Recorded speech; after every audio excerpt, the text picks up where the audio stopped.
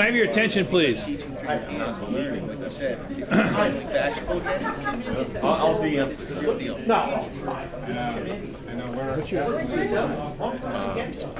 Bob Girardi.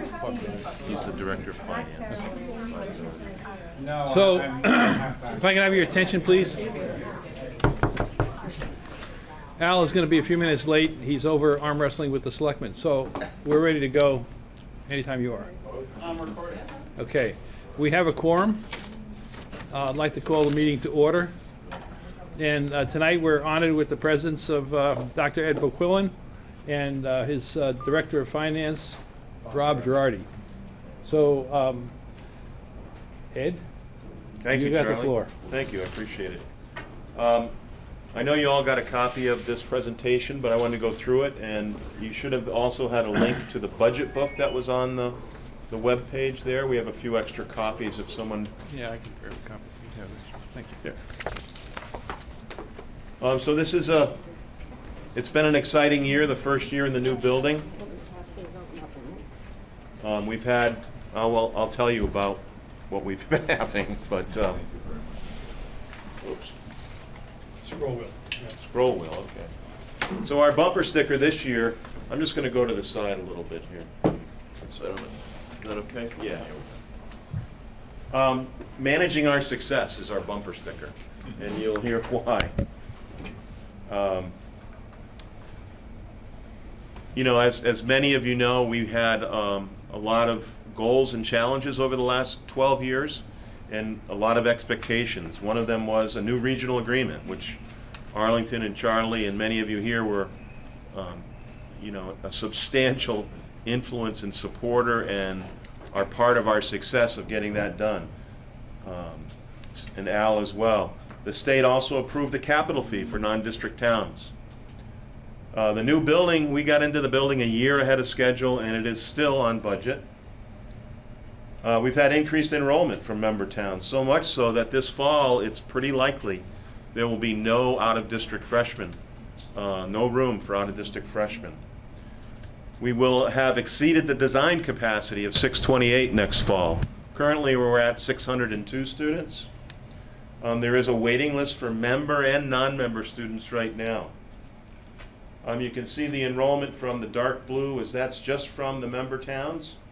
The yellow is from the towns that have withdrawn, and that includes now Belmont. Belmont had 44 freshman applications, and it doesn't look like any of them are going to get in for next fall.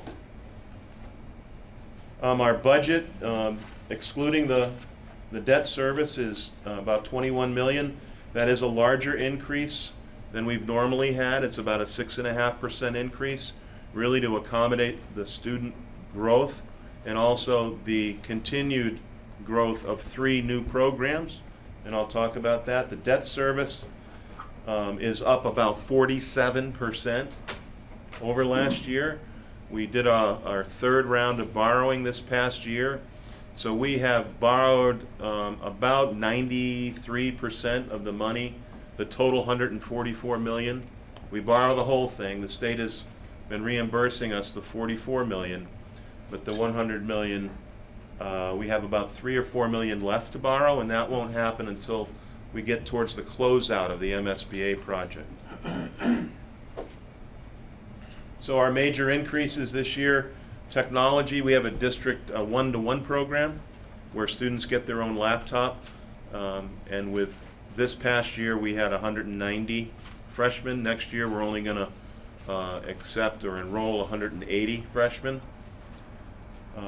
Transportation is increasing. It's kind of counterintuitive why transportation would be increasing, because we're losing Belmont, so we have fewer routes. But there's some, we're being very conservative, but apparently some of the employees of the bus companies now are eligible or entitled to health insurance, and that's impacting from what other superintendents have told us about their bids. We have hired a consultant with us this year because we're bidding the contract as we speak. At the end of the month we'll have proposals in, and one of the great things about this year is we have more than one bidder, so we're hoping for that this is a conservative number. Athletic services, we still don't have home fields, so we're transporting kids to fields. We're having to rent fields for our athletic program. Health insurance, we're in a trust. We've been told to plan on about an 8% increase. And then our prior debt and our new bond debt, we're in a negotiation with the teachers. Tomorrow night I'm expecting that the school committee will vote a new 3-year contract with the teachers. It'll be, the COLA on that is going to be 3, 2.25, and 2. And Belmont's departure. Belmont was a member and had been sharing in the assessments. That $1.6 million or so of Belmont assessments has now been redistributed among the 9 remaining member towns. And in Arlington's case, that by itself added $550,000 to the assessment for Arlington. Yep. Oh, I'm going back. Here we go. This is very sensitive, this thing. So the preliminary assessment, this is how it's broken down. Total is $6.1 million, including the debt service. The operating assessment, the transportation, debt and capital assessment, your debt is excluded. We break it down a little further, the increase of $728,000. The increase in minimum required contribution is about $470,000. An increase in the operating assessment about $100,000. There was actually a decrease in the Arlington assessments. And again, I emphasize these are preliminary assessments. You know, the governor's budget hasn't been passed yet, so and then an increase in the building project debt.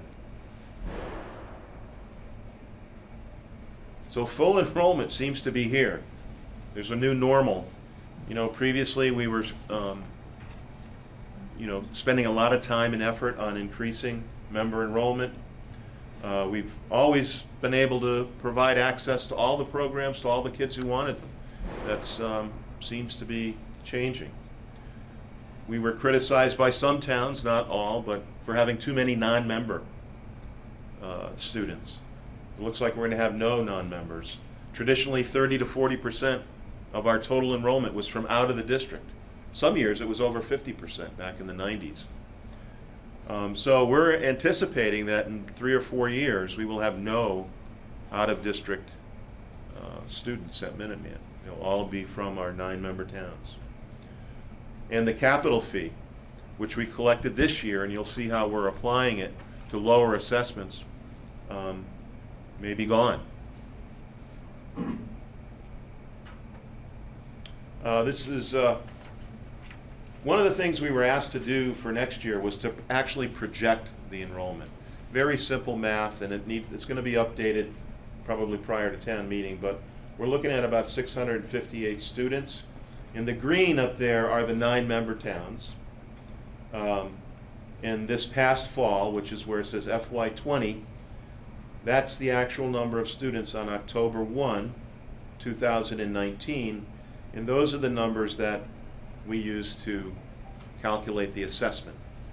And one of the things that Charlie was advocating for in the regional agreement was a 4-year rolling average, and that is really helping mitigate the increase in assessment for Arlington, especially because we've had a big increase in Arlington from 18 to 19, and we're going to have another increase from Arlington next fall.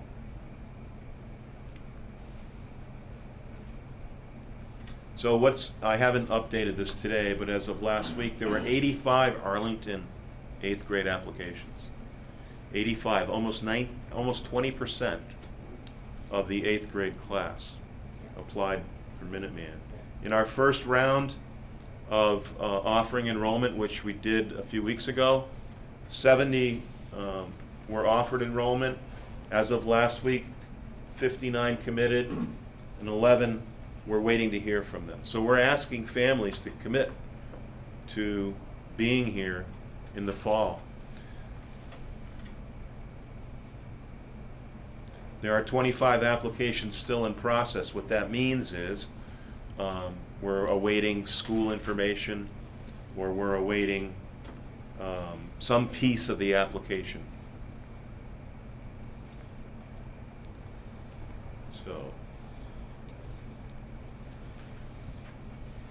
I just thought it was a good idea to throw up some of the budget history. If you look over in the year and then the fourth column in, the operating differences. A few years ago, over 2 years, we cut the actual dollar budget by almost $2 million over 2 years. We were right-sizing the school. This year, we'll see an increase in the operating budget. You can't right-size the school again to accommodate all that enrollment in 1 year. It's going to take a little bit of time, but I don't expect much more increases because the school is full. The school will be overfilled next year, so I'm pretty confident that going forward, we're going to return to the more modest increases in our operating budget. So some of the challenges we've had, the withdrawal of towns means that there's fewer members to share capital and operating expenses. High enrollments, creating waiting lists. Little to no out-of-district enrollment means there's no out-of-district revenue in a few years. This is the revenue plan that's in the budget book. And I just wanted to, the Chapter 78 is pretty flat. The regional transportation is up a little bit. That's because we're still getting reimbursed for Belmont being part of our transportation system. You'll see current year tuition, we've increased that next year. In other words, what we're going to take from next year's tuition that we're collecting as we go. About the same in E&D, and then the non-resident capital fee. We're applying $900,000 of that capital fee to lower the assessments to the member towns. And overall, you'll see the assessments are up about 9.3% overall.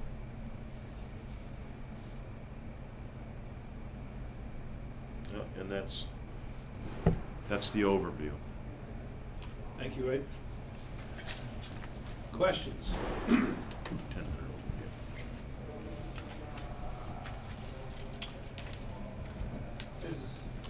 Go ahead. Is Minuteman in the GIC, or you mentioned a trust? No. We're part of a health trust with 5 other regional vocational schools. And it's, I think the best way to describe it is we're self-insured. Is it an option to be in the GIC? We haven't looked at it recently. The last time we looked at it, we found the trust was adequate.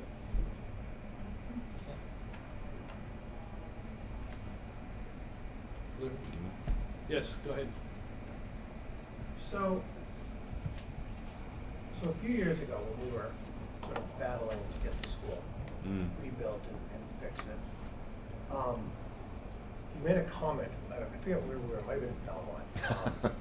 No, you made a comment, and it's something that's always stuck with me, but it really sticks with me at the moment. And I think someone had asked you at the time, they said, like you specifically, said, well, what is your mission? And you said, well, my mission is to provide vocational education to any child that wants it. And someone said, well, member children. And you said, no, every child. Whether it's member or non-member, that's for you guys to figure out. And so... Did I say it like that? Essentially, I paraphrase it. But no, so now we're at a point that's interesting, right? Yeah. So that comment that's kind of an issue now, right? Yes. So we've now created a situation where we have children who want vocational education, right? And some of them are in towns where their leaders are jerks, right, and didn't care. But I don't know if we want to be, I don't like being a person that, like, takes out my anger on adults onto children, right? Right. So what do you think is the path forward? I mean, because that's going to include Arlington children probably, who aren't going to be granted that opportunity, and it's going to be other children not in neighboring towns. Right. I think there are several ways to cost-effectively increase access, because that's the word we're talking about. We're filling up the school that we were able to build, the size of the school that was approved, that politically we had to acquiesce to, that size. You know that we all felt, many of us felt that it should be a larger size. As a matter of fact, we had 3 design enrollments when we went to the MSBA. 435, 628, and 800. And 628 was the one that that went out. Good evening. So what have we done already to address the access issue? Well, we've re-energized and restored the Minuteman Technical Institute. Last year, we began offering classes in the evening for post-secondary students. You may recall that the MSBA's formulas do not allow for postgraduate. Remember that word? The adults that were at Minuteman during the day? A couple of years we had 80, 90, 100 adults because we had room for them during the day. We had a separate cosmetology shop. We had a separate automotive shop. We had a dental hygienist program. Dedicated space just for adults. MSBA didn't give us any opportunity to expand the footprint to accommodate that, so we've moved it into the evening. We have about 45 students right now. Next year I expect we're going to have about 75 students. We're going through an accreditation process with something called the Council on Occupational Education. And once we have that accreditation completed, which should be this fall, those students can access federal student loans, Pell Grants, to pay their tuition to come to Minuteman. Students from member district communities get a 20% reduction in their tuition. So that's one area. The other area that you may have heard about is after-school programming. The governor in his in the address to the Commonwealth mentioned technical institutes at night in this idea of a 3-shift vocational school, where after school, when the day students have gone, we open up our school from 2:45 to 5:30 to kids from high schools to come and access vocational education in the afternoon. I'm having lunch with the superintendent of Lexington later this week to discuss that and kind of craft a model that we can talk to our other superintendents about. And there are some grant funds there for that as well. The other thing that we've done is try to schedule the building in such a way to take more than 628 students. We also have some buildings. We have a building that we believe we could utilize to accommodate our vet assisting program, which starts this fall. I'm not going to submit a statement of interest for an addition yet. We did that, it's really politically painful. We'll wait. So I No, I appreciate you. I guess all I would say is, obviously I think in Arlington we pay our fair share, so I don't think we want to pay any more. But if you do start to go down this road of trying to expand access for either Arlington kids or non-member kids who really should deserve this access to the school, if you could just let us keep us in the loop. 'Cause I think absolutely. I think there would be a fairly decent sized contingent in Arlington who, frankly, cares more about the education of some of the non-member town kids than Absolutely. that town does themselves. Absolutely. So, thank you. Great question. Other questions? I assume you've gone through your presentation? I did, and I brought you a copy if you didn't. Thank you. Appreciate that. Other questions for the superintendent? Now, the question I was going to ask was on enrollment. Yes. And I wonder if that's what so I might be repeating myself, the dean has already said that, is you're going to lose a lot of students over the next few years.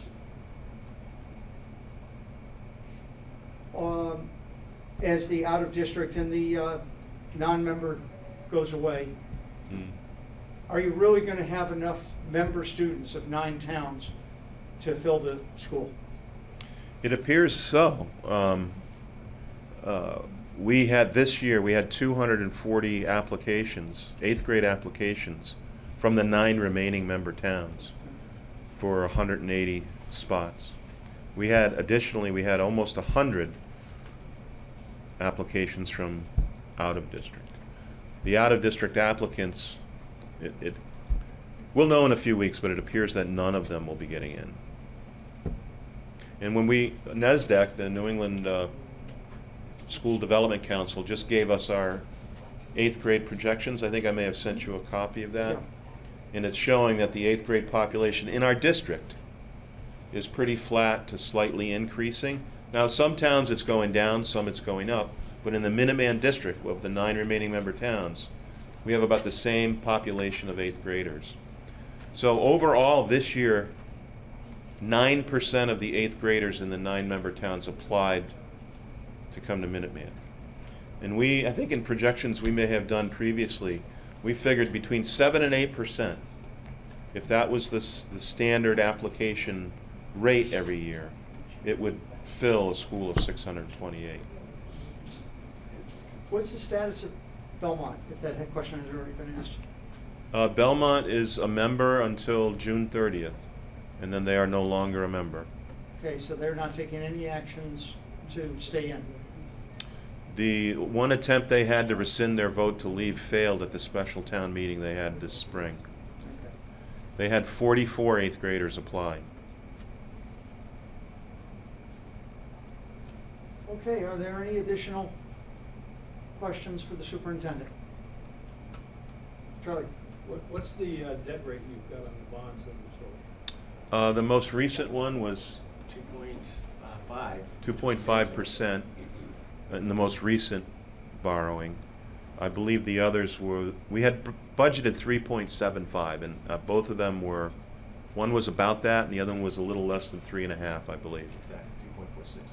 Yeah. And then the most recent round of borrowing, this is the perfect time to borrow, came in at 2.5, which was really amazing. Net of premiums? Or how? No, not even including the premium. 2.5 and a premium. So Yeah. what was the GIC? Was it 240? From 2 point something percent? Yeah, I don't know off the top of my head, but. It was very it was- favorable. Yeah. Arif? Hi, I have a sort of a general question. Sure. Arlington has the highest number of students at your school. Mm-hmm. What is different? I mean, again, it's very general, you can answer it any way you like. What is different in our town that you have such a high enrollment from our town, one? Yeah. The second part, same question, is that perhaps is it something that you're doing in terms of your marketing, I'll call it, that creates a demand that's greater from Arlington than from everywhere else? I'm just trying to understand what's actually going on. That's a great question. I think historically, families from Arlington have participated in Minuteman, and there's almost sort of a generational understanding of the value of Minuteman in this town, which has always been unique and valued. People think of Minuteman, and they've usually got a family member or a neighbor that has been to Minuteman, so they've had firsthand experience, a lot of word of mouth, one to another. This year, though, we saw 3 other towns have similar rates of 8th grade applications.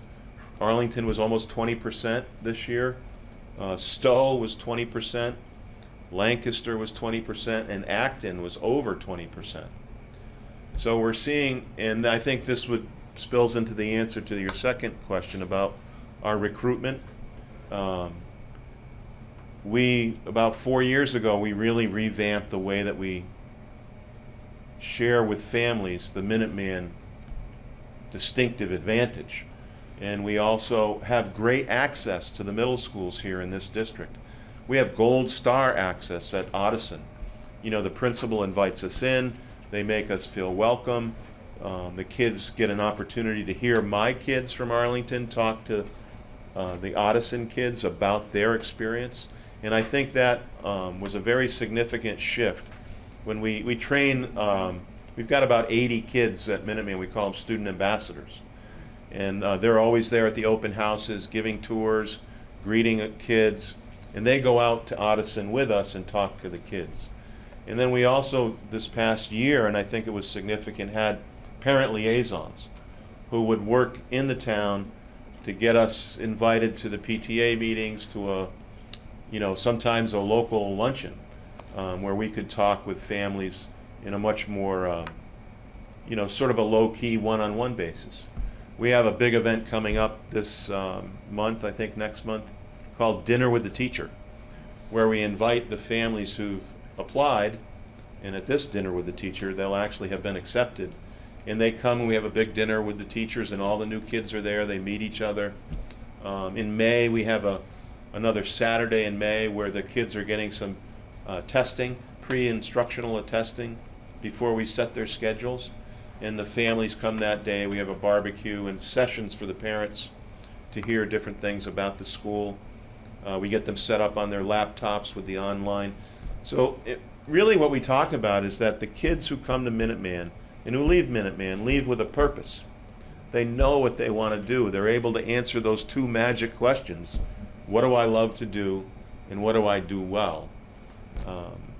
And plus, we're very successful with kids who may require accommodations on an IEP.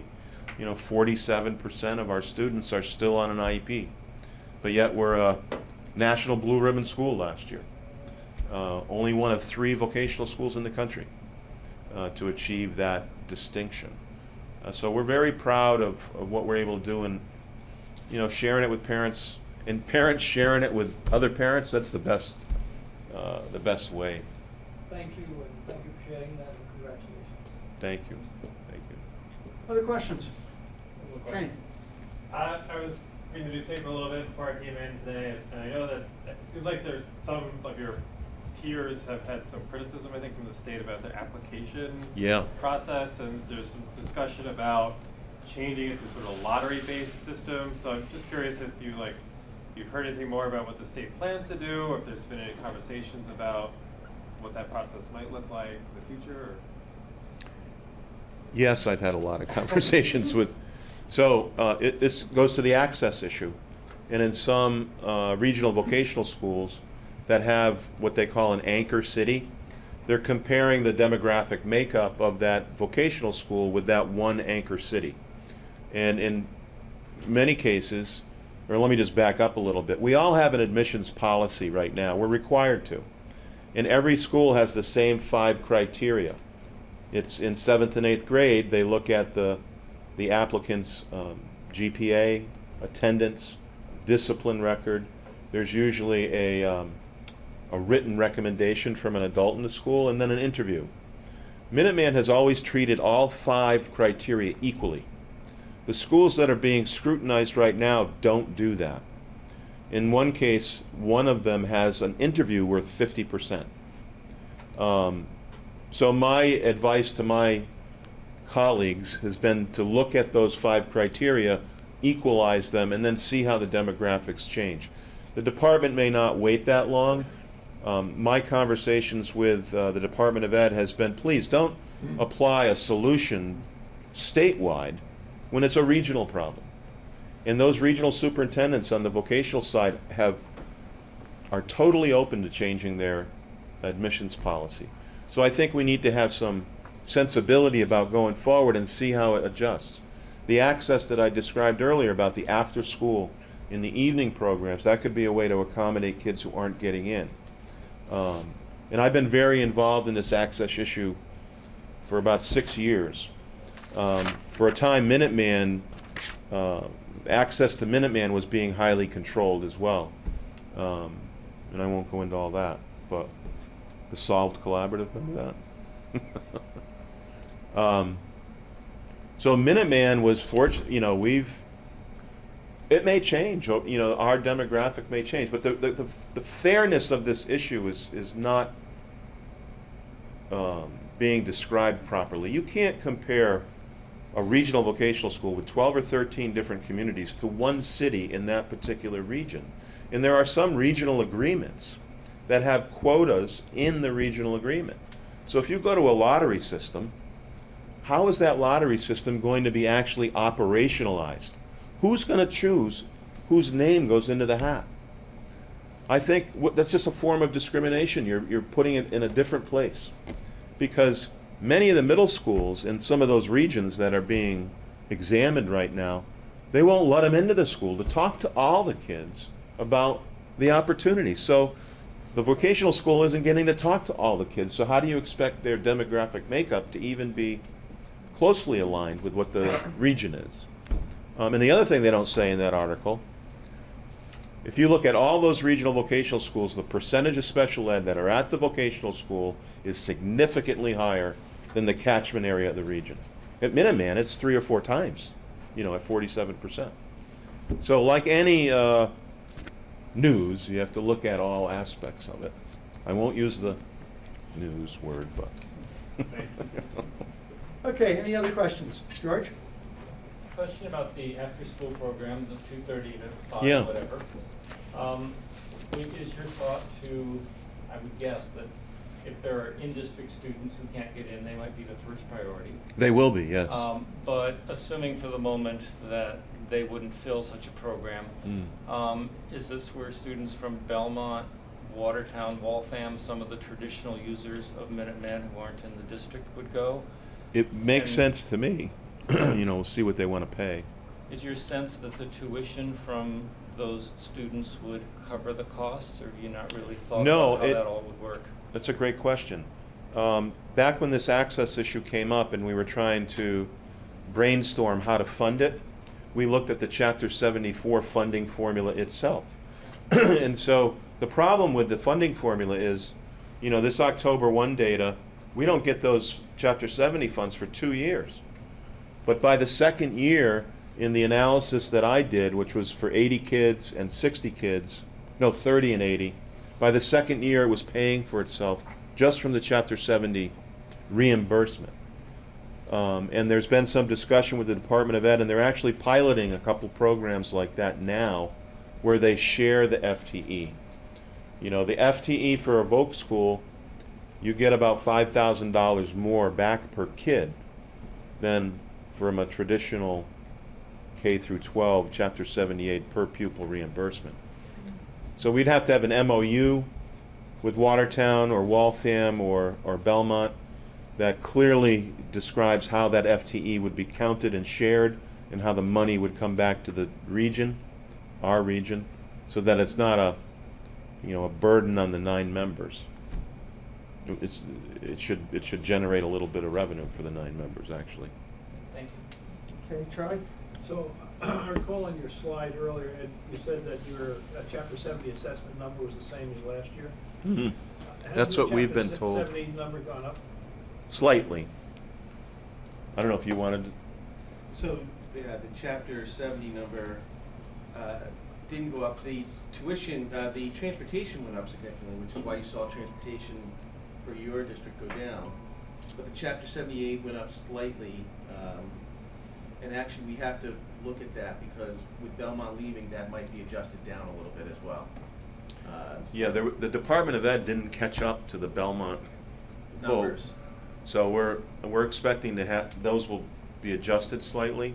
I believe that's going to actually go down. I think the Chapter 78 is going to go down because the 44-member Belmont students now are not considered Minuteman students. So that's an adjustment that we're working on right now, unfortunately.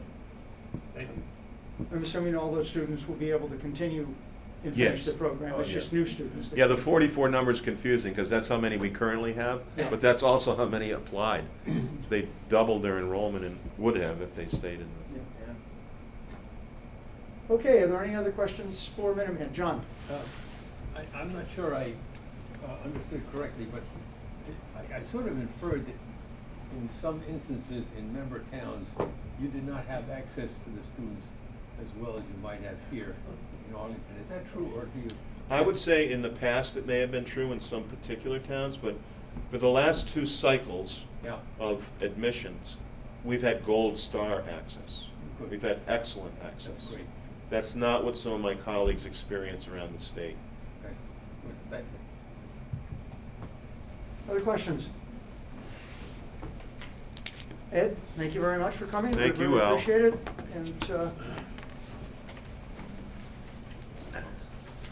Thank you. Good to see you. appreciate your good work. Thank you very much.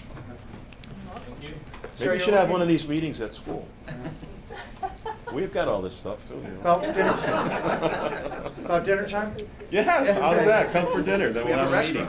restaurant. Okay, so You're you're back. looking for 6,113,371. Yes. Okay. Okay, Offered to host the end of season dinner for the finance. What did he He say? just offered to host the end of your dinner we have. Oh, yeah, let's do it. Oh, see, we're there. There you go. You'll have to go to Lincoln though and get your wine card. We'll figure that out. Okay. okay, Minuteman School, the request is for 6,113,371. Obviously, this includes a large part of the exempted debt, but the rest operating. Motion, Dean. Yeah, move as recommended. Second. Okay, moved and seconded to recommend that number, 6,113,371. Any discussion? What a breath of fresh air compared to the old days. Amen. George was here on the Finance Committee when he was one of the members who led the charge against Minuteman, God, mid-90s. And it was quite a struggle. It was a whole different world. Okay, any further discussion? All those in favor, please say aye. Aye. Opposed? Table action, unanimous. 3/9/20. Okay. Now, minutes. Does anybody have any corrections to the minutes?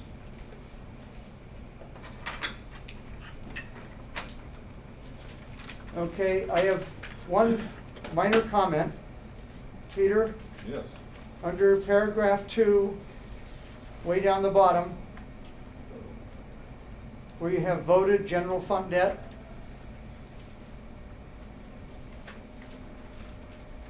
Yes. 13 million, I think you have an extra 5 in there. Oh, yeah, thank you. Okay. Any other corrections? I'll fix the date too. Oh, I didn't notice that. Any other corrections? Do I have a motion? So moved. Second. Any discussion? All those in favor, please say aye. Aye. Opposed? Minutes are accepted as modified. Okay, I sent out an email. I trust, well, I wasn't here, there was no handshaking, hugging, or kissing.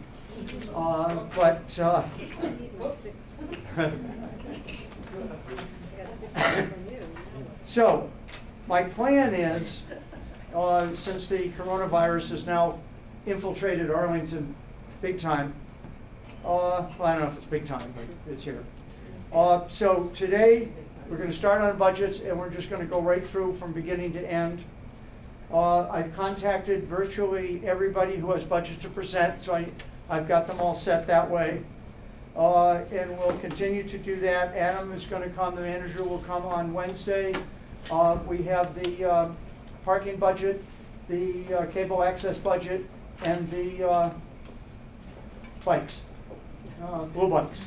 I think those are the 3 that we wanted him to get back to us on. So we'll do those, and then we'll continue the rest of the budgets. I think with a little luck and the bending of the Mary Ronan rule, we could finish like 98% of our business by Wednesday night. Now, at that point, the only hearing we have left is Monday, March 23rd, and the school department is coming in. And at that point, we'll also hear sewer and water and the health insurance budget. I've talked to Grant and I've talked to Bill, and both of them will be here that day and we'll be able to present. The reason why those are late is because we're waiting for the GIC to give the health insurance numbers so that the health insurance budget, and of course that connects to the water and sewer budget to a certain degree, so it's all connected. Now, and I think between the school budget and, you know, it's we know what we're going to give the school budget. I mean, that's sort of set in the formula and everything. It's just fun to give them a hard time. You do realize you just said that on television. Yeah, I know. Short time. Yeah. I'm free to say what I want these days. So I think with those three, we could finish that. We could finish on the 23rd, and that's it. Now, in that case, Alan, Liz, and myself can get busy on putting together the finance committee report. We'll get it out to all the people who need to see it ahead of time, the moderator, town council, the manager's office, so they can get it to the department heads, so we can get that. I think I told you to save Wednesday, April 15th as a hold. We haven't actually had a meeting on that day, but that's when the House Ways and Means Committee presents their budget. So if there's some kind of substantial change, we might need to meet there. I'll wait for Dean to give me some flexibility in case the changes are fairly minor. I was just typing that up right now. On that, okay, that's good. So we just, now, I'm also thinking of, in the back of my head, of offering you a possibility of taking a vote on Wednesday on those three areas, in other words, giving some flexibility, but let me think about that, and if things get really bad, we can take advantage of that if necessary. Okay, anybody have any questions on that schedule? Okay. Let's start with the school committee stipend.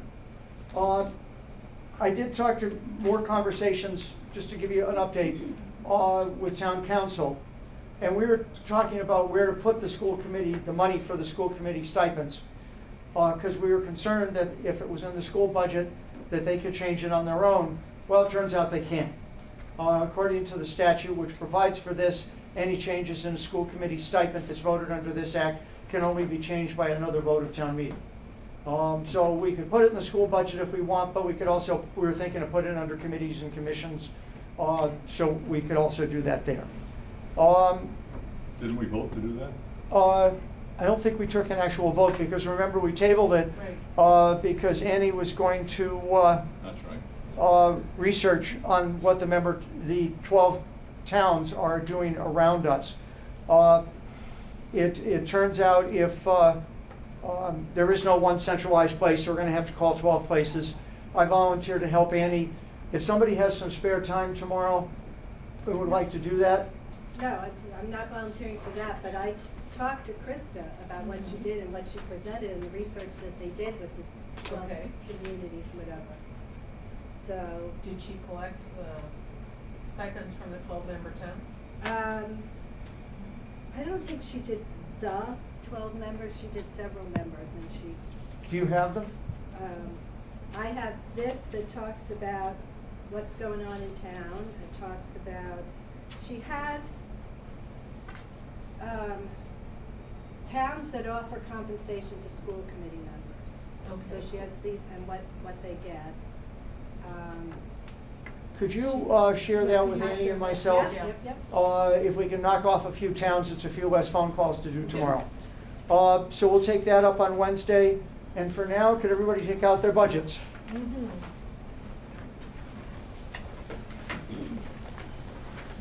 Okay, so the first budget that we have not done, I'm just going right down that line, is human resources. I talked to Carolyn, she will have that ready for Wednesday. The next budget is the treasurer's budget, which is on page 39.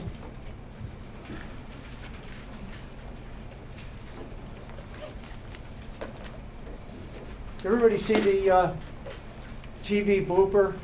I just remembered because I touched my tongue to change the page numbers. I don't know if you saw it, but I think it was like the health commissioner of the state of California telling everybody not to change, not to touch your face. And the next second she touched her lip and moved it. I'm sure she heard about that. Okay, treasurer budget, which is Brian? Yeah, I have it. This is basically unchanged. If not, you can see it's down a little bit from the prior year. The only thing that's in Well, here. they got rid of that high-priced treasurer we used to have. That's right, he was like sucking the place dry. The How many deputy. years are we gonna do treasurer jobs? I'm gonna get beat up. The deputy tax collector, they actually hired him. So it's, his cost has gone down, and if you look in the prior years, it was never as high as it was. So they've reduced that. That's a significant number there. The only other number in here that's changed really is the legal expense, and that's for tax takings. So that's up a little bit. There's approximately 20 properties, I believe, in town that are facing foreclosure or getting close to foreclosure. So that's where that number comes in. The rest of it, I would propose as printed of $714,576. Okay, questions? John? There's a discrepancy between what they actually spend on the advertising and what they budget. Is that like that every year, and they only spend $300 a year? Or That has to do with if they're taking any properties, they have to advertise it. So they really don't know what's going to happen. Oh, okay. I see. But they have to budget it anyways. Okay. Other questions for the treasurer's budget? Okay, is that your motion, Brian? Yes. Second. Okay, motion made and seconded. Any further questions? Discussion? All those in favor, please say aye. Aye. Opposed? Unanimous? 3-9. Postage, 42. Okay, obviously, very little change there. The only question that we had was, and I think it's gonna go back to Anita when she's doing the chart of accounts. Data processing is just the Pitney Bowes machine. So it's not, they're not out there spending money for data processing. So I move that we accept $185,969. Second. Okay, moved and seconded. Okay, so questions? George? Why is our actual that low? Is it just lag for 2019? Do we know? We're 122,000 versus. Actually, I might have, give me 1 second, I might have what they currently have. Postage. Which line are we looking at? We're looking at, oh, did you even know the answer? Oh, great. School and town postage. Yeah, school and town postage. 5203. 52, 25, and 26. Whichever.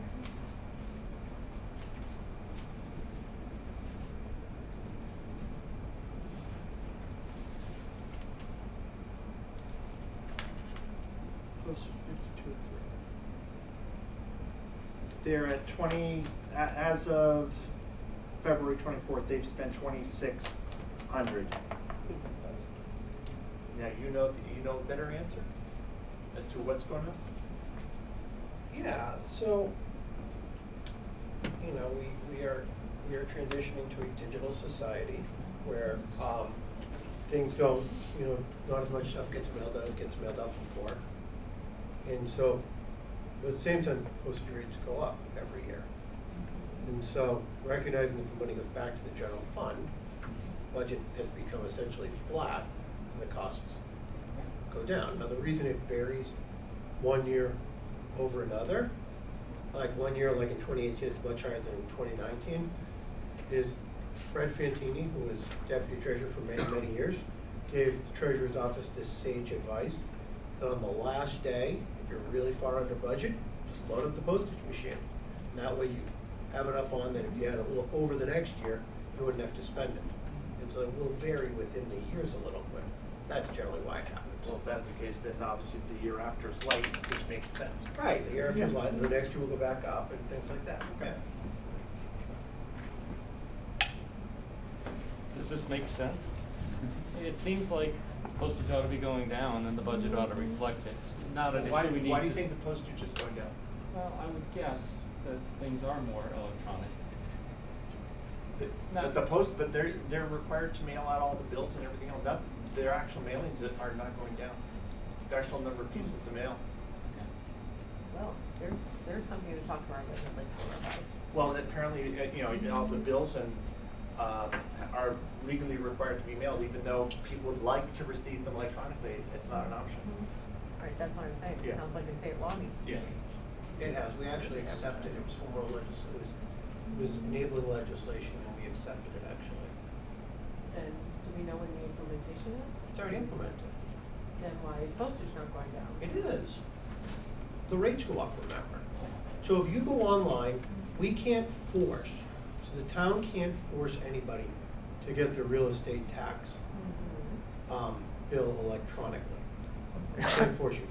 But if you go onto the town's website and you choose to no longer receive a paper bill, you can voluntarily choose to no longer receive a paper bill. Will you get an electronic reminder? Yes, you get an electronic reminder, and then you don't have to receive a paper bill anymore. Have we marketed this? Yep, to a whole bunch of people. Ironically, this is actually kind of entertaining. Yours truly, when we turned it on, thought he would be the very first person to sign up for electronic billing and all that. But in the time we turned it on, and the time that I was able to walk back to my office and do it, an 85-year-old resident of the town of Arlington elected to both pay her bill electronically and get her statement electronically. We called her to make sure it was not a mistake. And she said, no, I don't want to get paper. I don't need paper anymore. Okay, fine by me. All right. 85 is not that old. But she's got the demographic for technology enablement, for native users. Must be careful, Jamie. I had no idea the postage budget was going to be this Controversial? Are there other questions? Who gives us the money for the offsets? Water sewer. Yeah, water sewer. Other questions? I'd be interested, just a little to follow up on George on why it dropped so much and then came back up again. If you could just touch bases on that issue. Okay. Okay. Okay, any other questions? Okay, so your motion is for 185,969? Yes. Second? Second. Any further discussion? All those in favor, please say aye. Aye. Opposed? Unanimous? 3-9. Okay. Assessors will be on 311.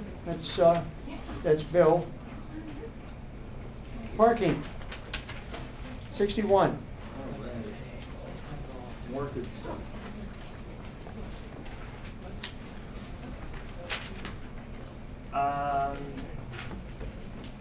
This budget, again, another one that's basically going down. The one thing that we were looking at was the contractual services, line 5236, and that's a radio VPN to connect all the meters electronically. Okay. The offsets are coming from the parking district. Now, I have, as I sit here on the phone, I have budgets that they gave me for that, but I'll wait till Wednesday, let them, or we can go over it tonight if you want. Okay. Yeah, if we have time, we'll get to the warrant articles and you could give those. Or do you have them so that you can send them out? Well, I actually made copies. I can just pass them around. Oh, okay. Why don't you pass them around, but nobody look at them. You have to focus, because you pass something around, everybody starts paying attention to that rather than the budgets. But why don't you just get them around and we'll come back to that. Okay. So I'll pass that out when we're done. So I propose that we set the parking budget at $57,956. Second. Okay, moved and seconded. Any questions? Arif? Who's the parking clerk? It says vacant. There is a parking clerk. He currently comes in once a month, and I believe that he's not taking paid, but I'm not sure. I haven't seen a paycheck. And his name is escapes me. I think his last name's Carmen. Yeah. We can't even cut it out. I mean, just, oh well. Up in 1 month. Okay, any other questions?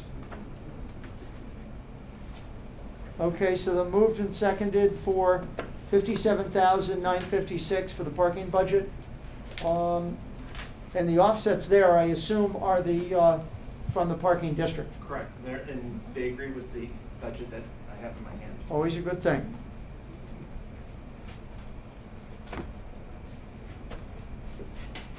Any further discussion or questions? Okay, all those in favor, please say aye. Aye. Opposed? Okay, unanimous. 3-9.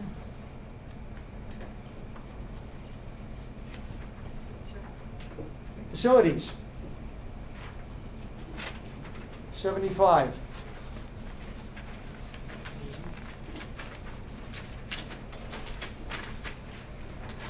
All right, so facilities is the newest town department. It was created about 4 or so years ago, with the idea that eventually there'll be one department with one director in charge of all of the repair and maintenance of the buildings in the town. We haven't gotten there yet. There are still departments that have their own expense line items for repair and maintenance. They have some of their own personnel. But over time, increasingly, there are more buildings that are coming under the direction of the facilities department. And so you'll see this year and last year and probably for the next couple of years, there'll be fairly substantial changes in the budget, mostly increases in the budget as this department takes on more responsibility. Right now, we have an interim director, Jim Feeney. The department's only been about 4 years old, and we already have gone through 2 directors, and now we are on the 3rd director in his acting capacity. He expects to be in that position through the end of this fiscal year, but they are now trying to hire a new director. And we'll see how soon that position will be filled. So starting with the salaries section of the budget, there's an increase of $22,512, and that is primarily because we have a new senior building custodian for the library who is also working increased hours from the position last year. You will also see a line item for auto allowance. That is a contractual obligation. The 3 of us were somewhat concerned about the amount of that auto allowance, but if you look at the year-to-date expenses, it's in line. So that is the explanation for the increase in the salary section of the budget. Now for the expense section. The line item 5202, professional maintenance, that relates to contractual services, third-party vendors, outside people that we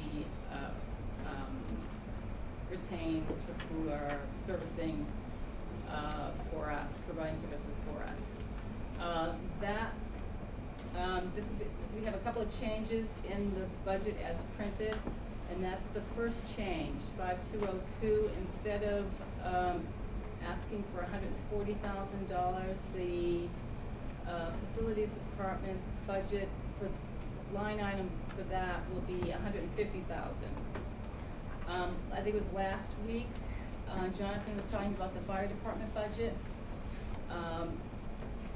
Initially, there was a amount of money that went to facilities, and then after a discussion with the fire chief and Sandy, money has been pulled out of, some money has been pulled out of the facilities department budget and put back in the fire department, but some money is staying in the facilities department budget as well.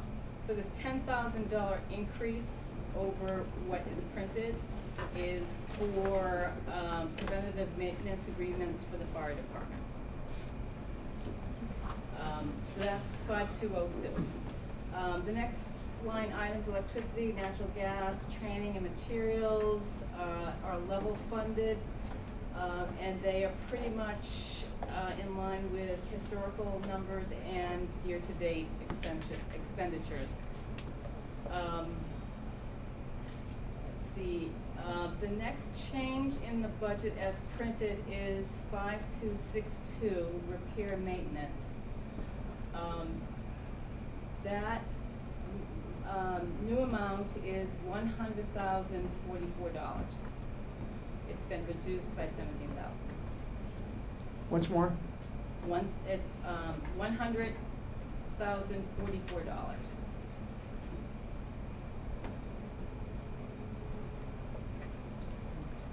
And that reflects a $20,000 increase over last year's budget, and that is to really true up the budget. The director's expectation is that $100,000 is really more in line with what that line item should be.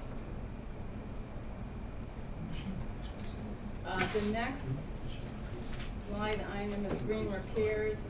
This is an amount of money that the town uses as matching funds for grants that the town tries to go out and get when available. There are some green repair projects in the pipeline, and they include installation of bottle filling stations to reduce plastic bottle waste, purchase of new hardware to support the solar energy monitors depicting solar array activity at buildings across the district, installation of LED lighting dimmers in Town Hall Annex, installation of new heaters, fan controls, and programmable thermostats at the Ed Burns Arena, and the design of a new snow melting system at the Ed Burns Arena.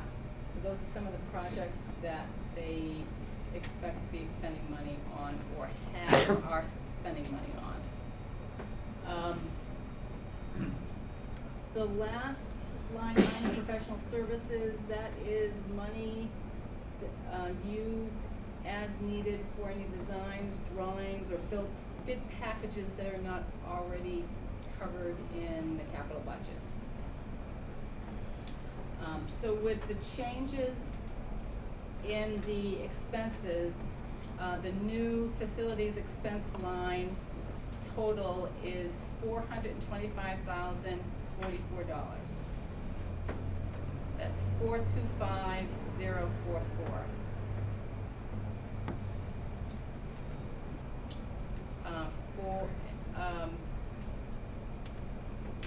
For a facilities appropriation total of 914,931.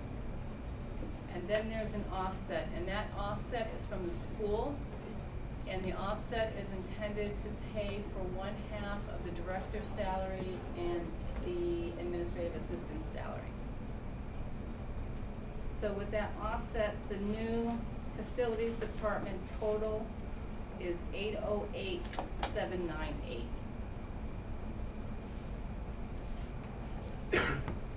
So I move for approval of the facilities department budget in the amount of 808,798. Second. Okay, moved and seconded. Okay, so the offsets from the schools are half of the director's salary and half of? The administrative assistant salary. The administrative assistant salary. Okay, questions? I just want to I just want to confirm that the $7,000 decrease, that's what's going back to the fire department? Right. Okay. Okay, other questions? John?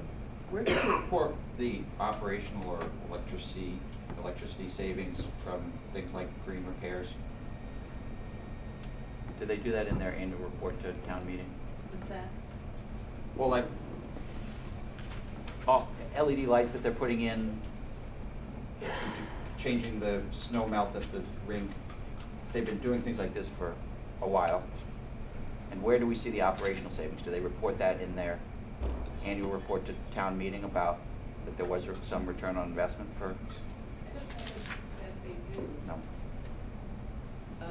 There is some savings with the LED lights, but there's also some offset for increased energy delivery cost as well. But I don't know where that is reported. Charlie, can you help? Yeah, I just wanted to mention that for years, I've been trying to figure out when we make investments, whether it's in the lighting or capital equipment or whatever, for productivity improvements, how do we measure it? And my conclusion is it's not possible. I'm sorry if I'm a cynic, but it just, it disappears into the infrastructure. Well, the manager will be here on Wednesday. You can repeat the question. Okay.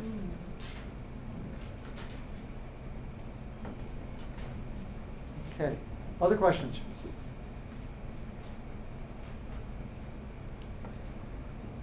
Okay, the motion is made and seconded for 808-798. All those in favor, please say aye. Aye. Opposed? Unanimous? 3-9.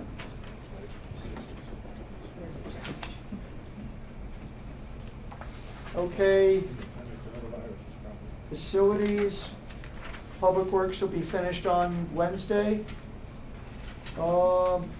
Inspections, Carol, Yes, page 125. set a record for how fast we get through this.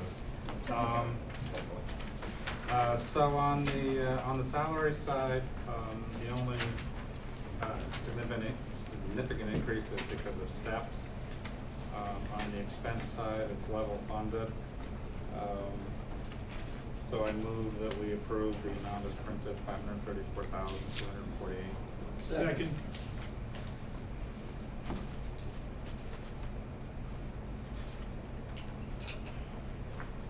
Questions? What do they inspect? Arif? What do they inspect? Oh, it's building permit, compliance. I lose the record for the view. Do you have the projected revenue for today, or for this year? So in fiscal 19, it was 1.898 million. Fiscal 20, they're projecting at 1.9, and they're projecting that for 21 as well.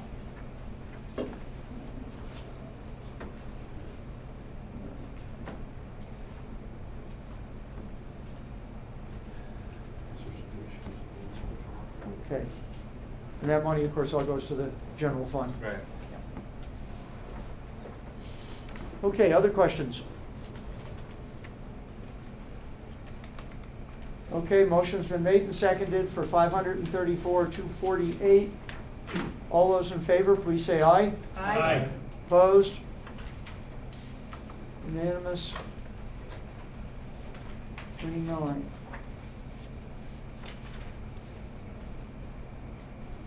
Health and Human Services. Right, can we just do the library? I just want to answer all the questions about the library. Okay, library is page Very 129. next page. Right, so there was the question about how much is the Minuteman Library Network membership. It's $35,000 a year. Since we don't collect fines for late books, Arif asked, how do we get money back? After a certain period of time, they will call the person, contact the person and ask for either piece of material back, the book or whatever, or to pay for it.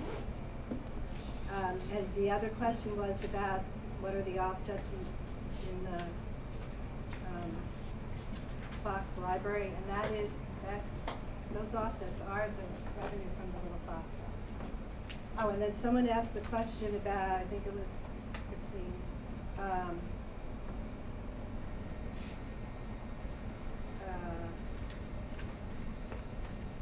what is Andrea going to do about the books during the renovation? And she said embedded in that budget is $100,000 to pay for, those trailers, the storage facilities, if they need to do that. Okay, that's it for the library. Okay. Okay, health and human services. So the Minuteman membership, I'm sorry, just is $35,000 a year. Yeah.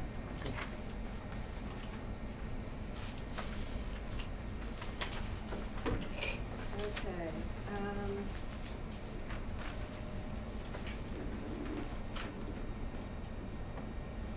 All right, so the salaries went up because we also now have a diversity coordinator who's has already started doing trainings. You'll also notice a significant increase in the amount of what we use to get rid of the rats. Mayor Margaret? Yes. What budget are we on? We're on Health and Human Services. Health and Human Services, page 140. Thank you. I can't read. 133, 135. 134 and 5. Need glasses. Okay, so you got the rodent and mosquito control. Yes. So the staff is, and plus the staff is being trained, all to do that.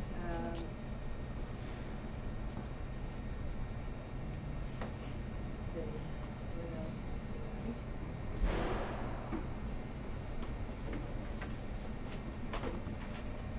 there? The vacant position is to be filled, and that was the substance abuse or substance use coalition, and that they want to bring someone on for that, and that position is posted. The rent has increased for them being in that building. But they're also the Council on Aging is also looking for ways to, or places to have their different programs. So that's going to cost more money until the whole senior center is redone. I don't know what else we want to talk about. I'm sorry, Miss, the rental of buildings, that's for the, Well, where they are now. the community center there. Right, and where they're going to be. Now, is that gonna continue to go up? And it's gone from 16 to 25 to Right. 37 to 50. Well, it's because they have to pay rent now that they didn't have to pay before. Right, but the Right. rent itself keeps going up in a Yes. fairly dramatic fashion. Right, but I don't know if that will continue. I mean, they're gonna be paying rent to be in that new facility, but the facility isn't totally renovated and built out yet. Which is why they're paying rent to use other places to do their programs. Charlie? So, am I right in recalling that this department provides counseling services for which we get reimbursed by an outside insurance? No, that's AYCC, They're in an enterprise. the Arlington Youth Counseling Center. Okay. So they have no external revenue in health and human services? Not here, except for, they might try to get grants and things. Thank you. And also, it is incumbent on that department to pay attention to what's going on with coronavirus, so she gets regular notifications, things that she needs to know, people that she might need to know about, because I guess some people are tested when they get off airplanes. So she's aware.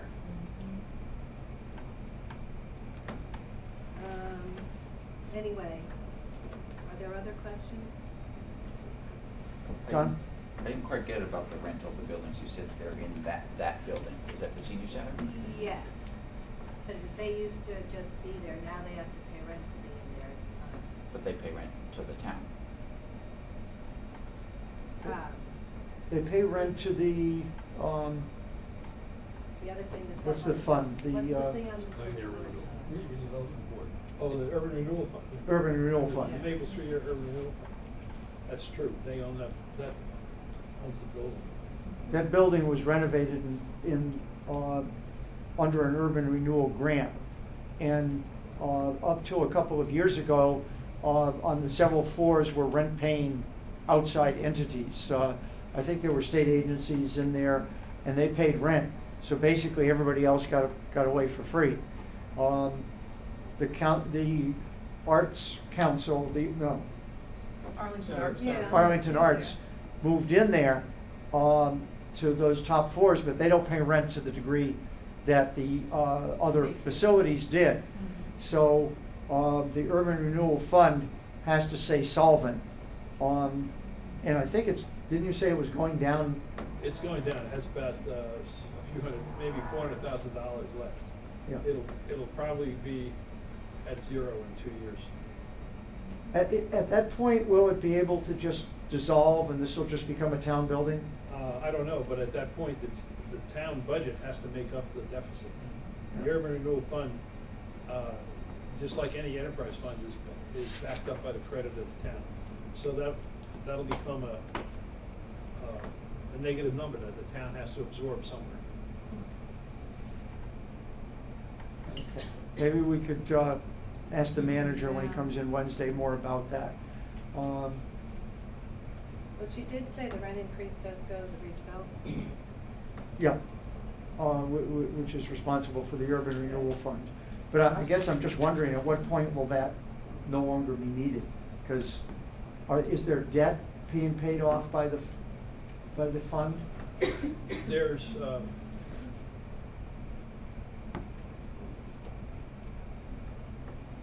I'm trying to remember whether the Sims debt was included in that urban renewal fund or not. Yeah, I just, But the Sims debt is virtually gone. yeah. So the real issue is that as you pointed out, the two outside agencies that used the space and paid market rates really funded the building. And when they left, we just don't have the same income anymore. So we'll check with the manager on if that ever disappears, but that's the reason that formerly places that used to just sit there for free now have to make up the difference. So presumably that money is going to pay off debt rather than profits or operational costs or something like that. No, it's used to pay off capital improvements and operational costs in the urban renewal fund. There's 23 Maple Street, the community center, and I think that Jason, what's the Robin's house? no, the house over on the park, the Russell? Russell Common, Oh, the Cutter House. Cutter House. Yeah, that I think is also owned by that urban renewal fund. Arif, did you want to add something here? I have a question. Okay. Okay, I'm going to follow up with that. So Arif, go ahead. Okay, see the increase in the training, and then there's a couple more pieces, the rodent control and the mosquito Uh-huh. control. Do we have more rodents and mosquitoes in our town? And that's Actually, yes. And then the training, what's that? The training is the training from the diversity coordinator. Diversity. So, yeah, so actually, she did say specifically that the mosquito budget increased because they're now doing the larvicide twice a year. They're doing what, sir? The larvicide for the Oh, no. mosquitoes, the little discs in the storm drains, And lots more rats. and there are lots more rats and more complaints about rats. There are more rats, Construction seems to stir them up. Now, what does diversity training mean? I mean, I know what to whom is it being? We have a coordinator now who will deal with things, do trainings, and also deal with incidents that arise. It's a brand new position. Right. Oh, Brand new. Okay, other questions, Alan? The health inspections, there's a fee associated with those?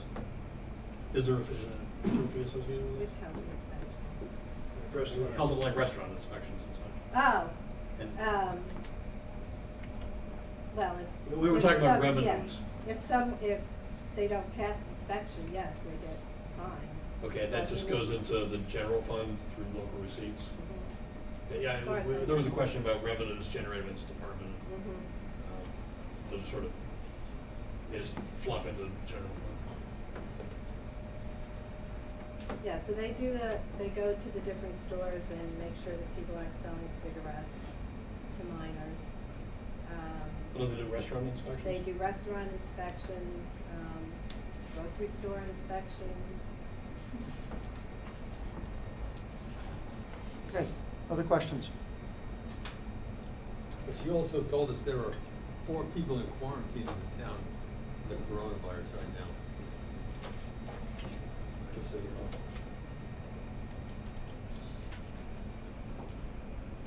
Quarantine at home? Yeah. So anyway, she gets different notifications, and so she's on top of those things too. So I didn't want anybody to feel like things are happening without her knowing. So she's very involved. And Stratton School is on the Channel 5 and Channel 4 and Channel 3 News. Not in a good way. But it's nice and clean. We'll see how long it continues. I was before the selectmen at 7:15 on the Article 25 issue, and the manager read a long thing about what's being done, so. Big issue, not going away. Any other questions? John? I think it would be interesting to the finance committee to see what the receipts are.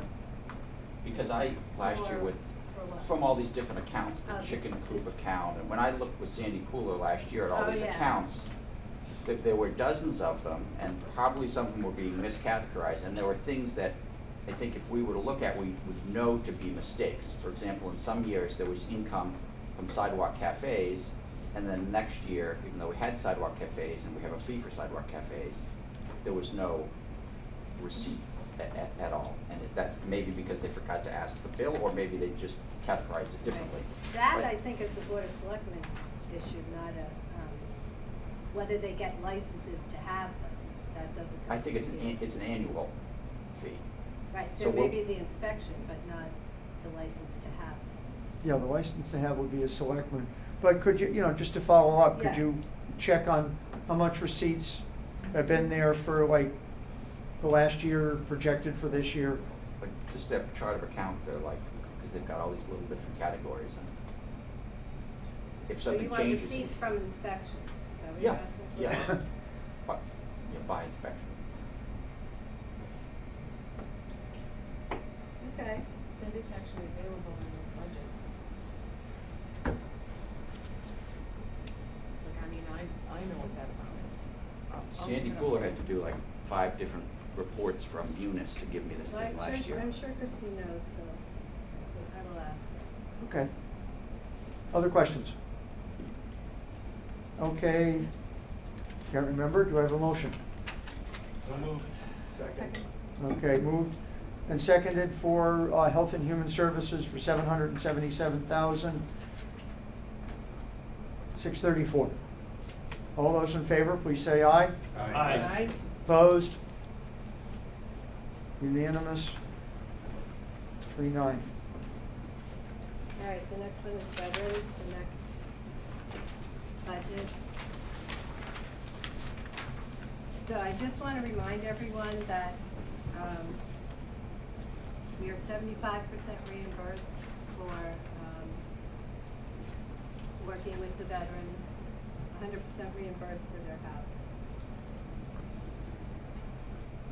So, I mean, there's not much to know about this, other than the director of this program does an awesome job. Really on top of helping the veterans, getting them what they need, submitting them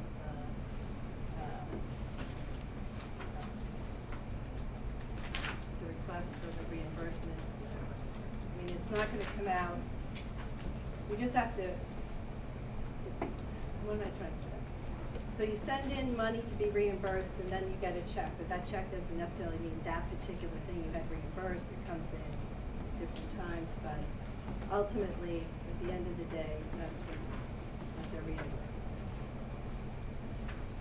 So does anybody have any questions? Because there isn't much else to say about this, other than it's a good program.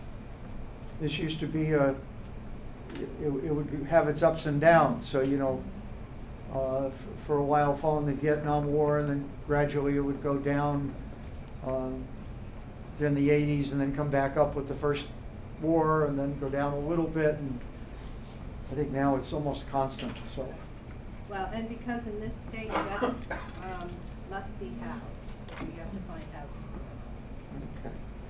Okay. So motion made for 380,996? Second. Okay, moved and seconded. Any further discussion or questions? For new people, this is, as Mary Margaret said, we get reimbursed for most of this. The housing is a small part of it. Most of it is 75% reimbursed from the state. And that comes in, where do we see that coming in? In the general fund. In the general, through, what do they call it, local receipts, or? Yeah, yeah, you'll see it if you go on the cherry sheet, you know, there'll be a line item there. Okay, well, it's in the cherry sheet. And then the money comes into the general fund. Shane? $300,000 reflects the entire spend, and then some of that will come back from the state. That's correct. That's correct. So we got to put it up front and get it back, so it just flows into the general fund. So if you take that into account, this is not a very big budget. Okay, any further discussion or questions? Okay, all those in favor, please say aye. Aye. Opposed? Unanimous vote. 3-9. Okay, Council on Aging. All right, so in the salaries and wages, that increase is because of an increase in the nurses' hours.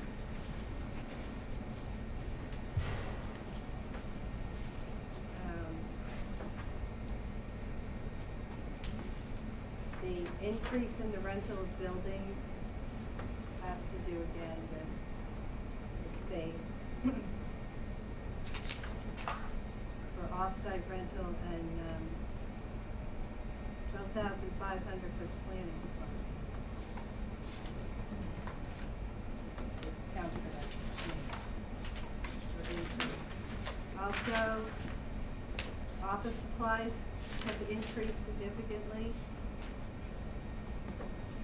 And they do their best to get supplies from nonprofits, so they cost. And also, Susan, I believe, is retired, and her position is being posted, and is, at the time that we were meeting, they were already interviewing that position. But if you've ever seen the booklet of all the activities for the Council on Aging, I mean, they're keeping those people busy. There's plenty of things to do, and they oversee all of that with a pretty small staff. Provide, someone to lead them if need be, transport them wherever.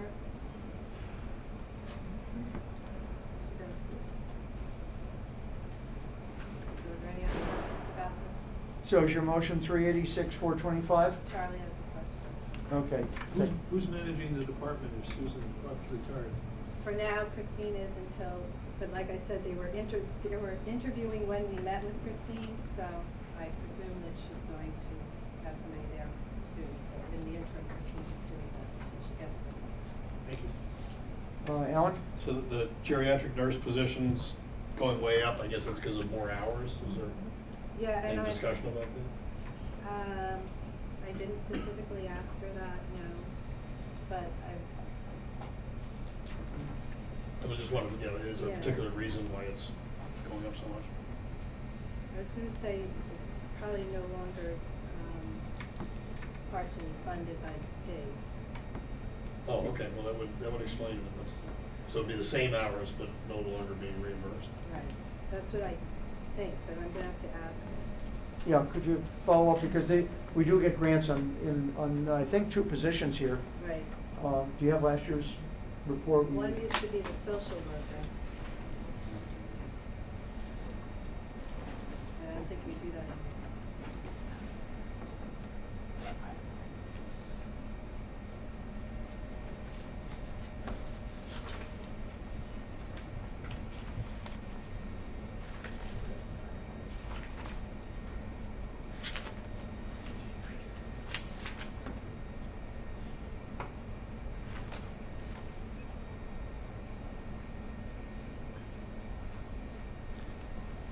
Yeah, it looks like we had the nurse. Was it 0.8 hours? Or 0.8 FTEs? It's 0.8 FTE this year, the geriatric nurse. Okay.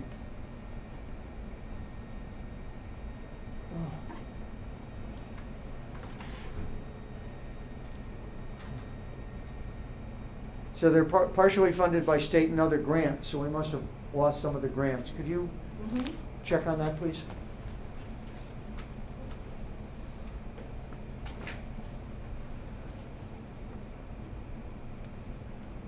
Oh, and also that there's an increase in her hours as well, so that's part of it, so I will ask her. Yeah, is the reason that the, our cost is going up so much because of, we lost grants that paid for it directly? Okay, other questions?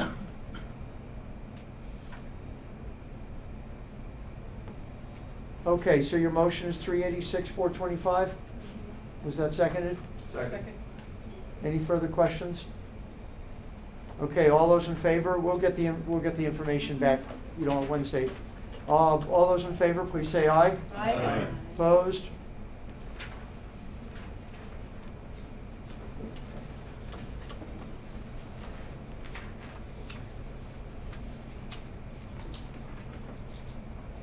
Okay, insurance, we'll get on Wednesday. Insurance, it takes one of them. You want to take the reserve fund? Sure. We can do that, yeah.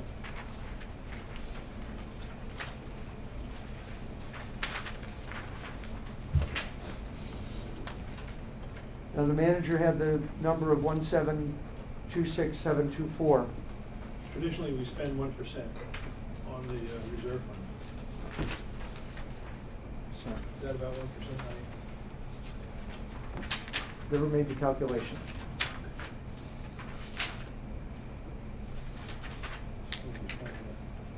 Yeah, it's about 120,000, 121,000 higher.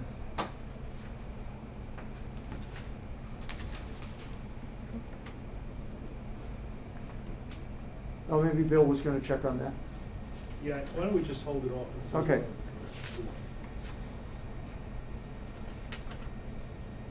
Okay, reserve fund then, June the 11th. Water and sewers, the 23rd. Council on Aging, Transportation, 173.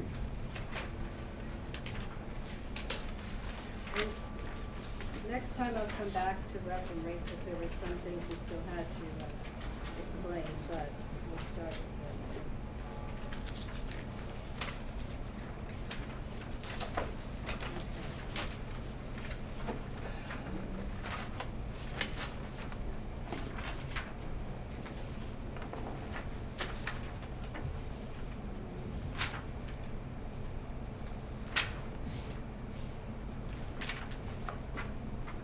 Okay, so the expense fund is to repair the vans.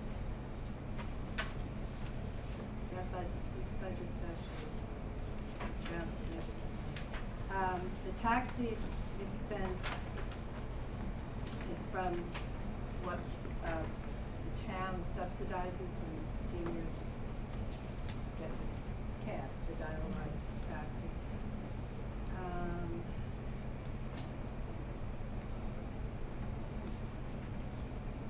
Down in the CDBG is,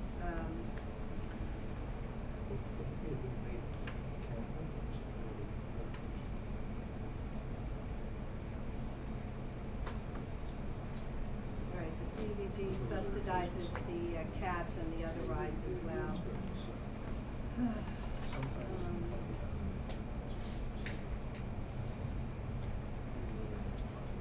What else to say about this? I mean, the numbers that have changed to be more realistic or true.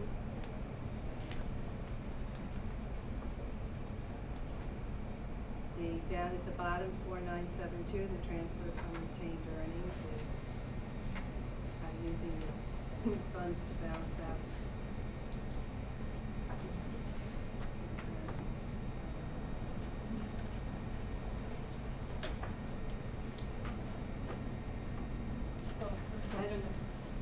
Do we have a, questions?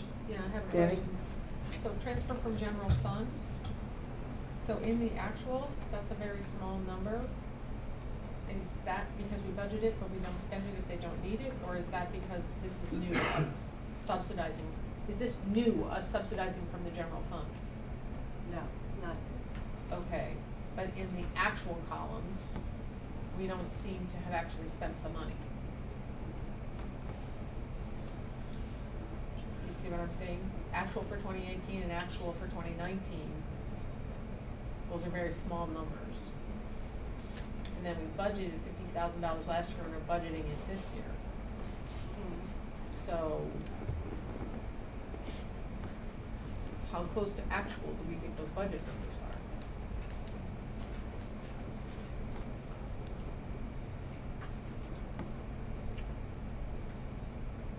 I don't know how to answer that. I think that I trust her doing her budgets. Right. I guess what I'm wondering is,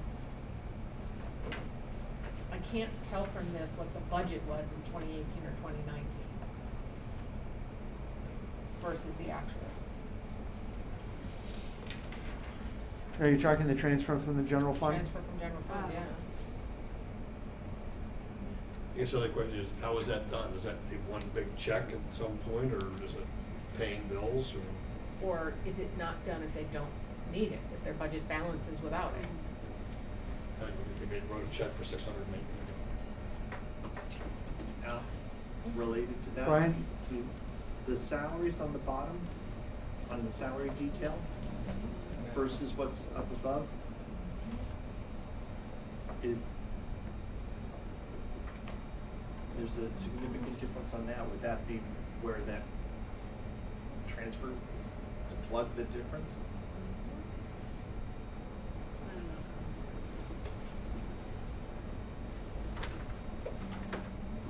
I mean, this budget is just all about transportation, driving people around in buses.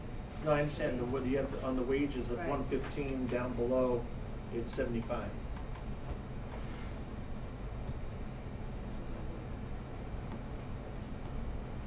Yeah. Something going on here. That's like a $40,000 difference. Salary here. All right.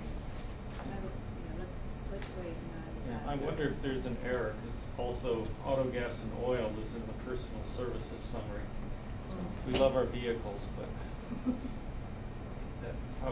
that may or may not be related, but there's something off Right, here. yeah, let's.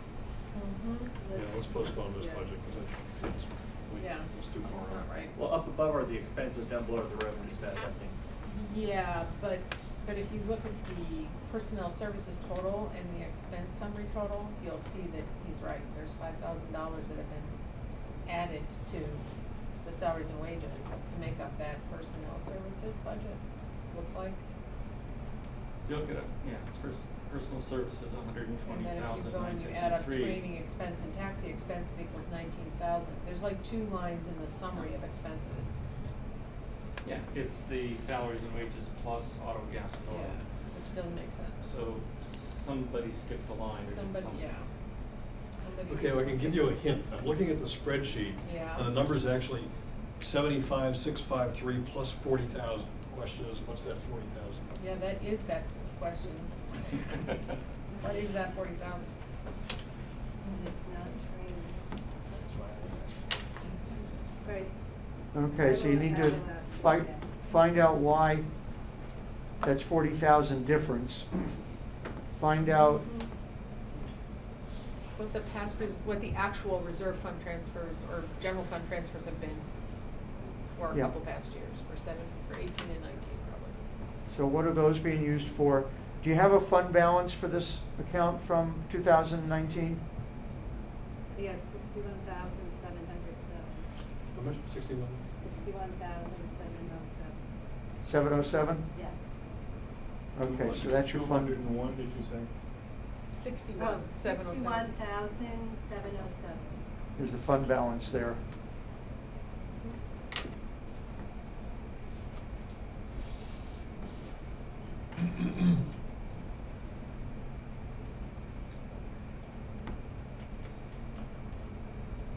Escort fee.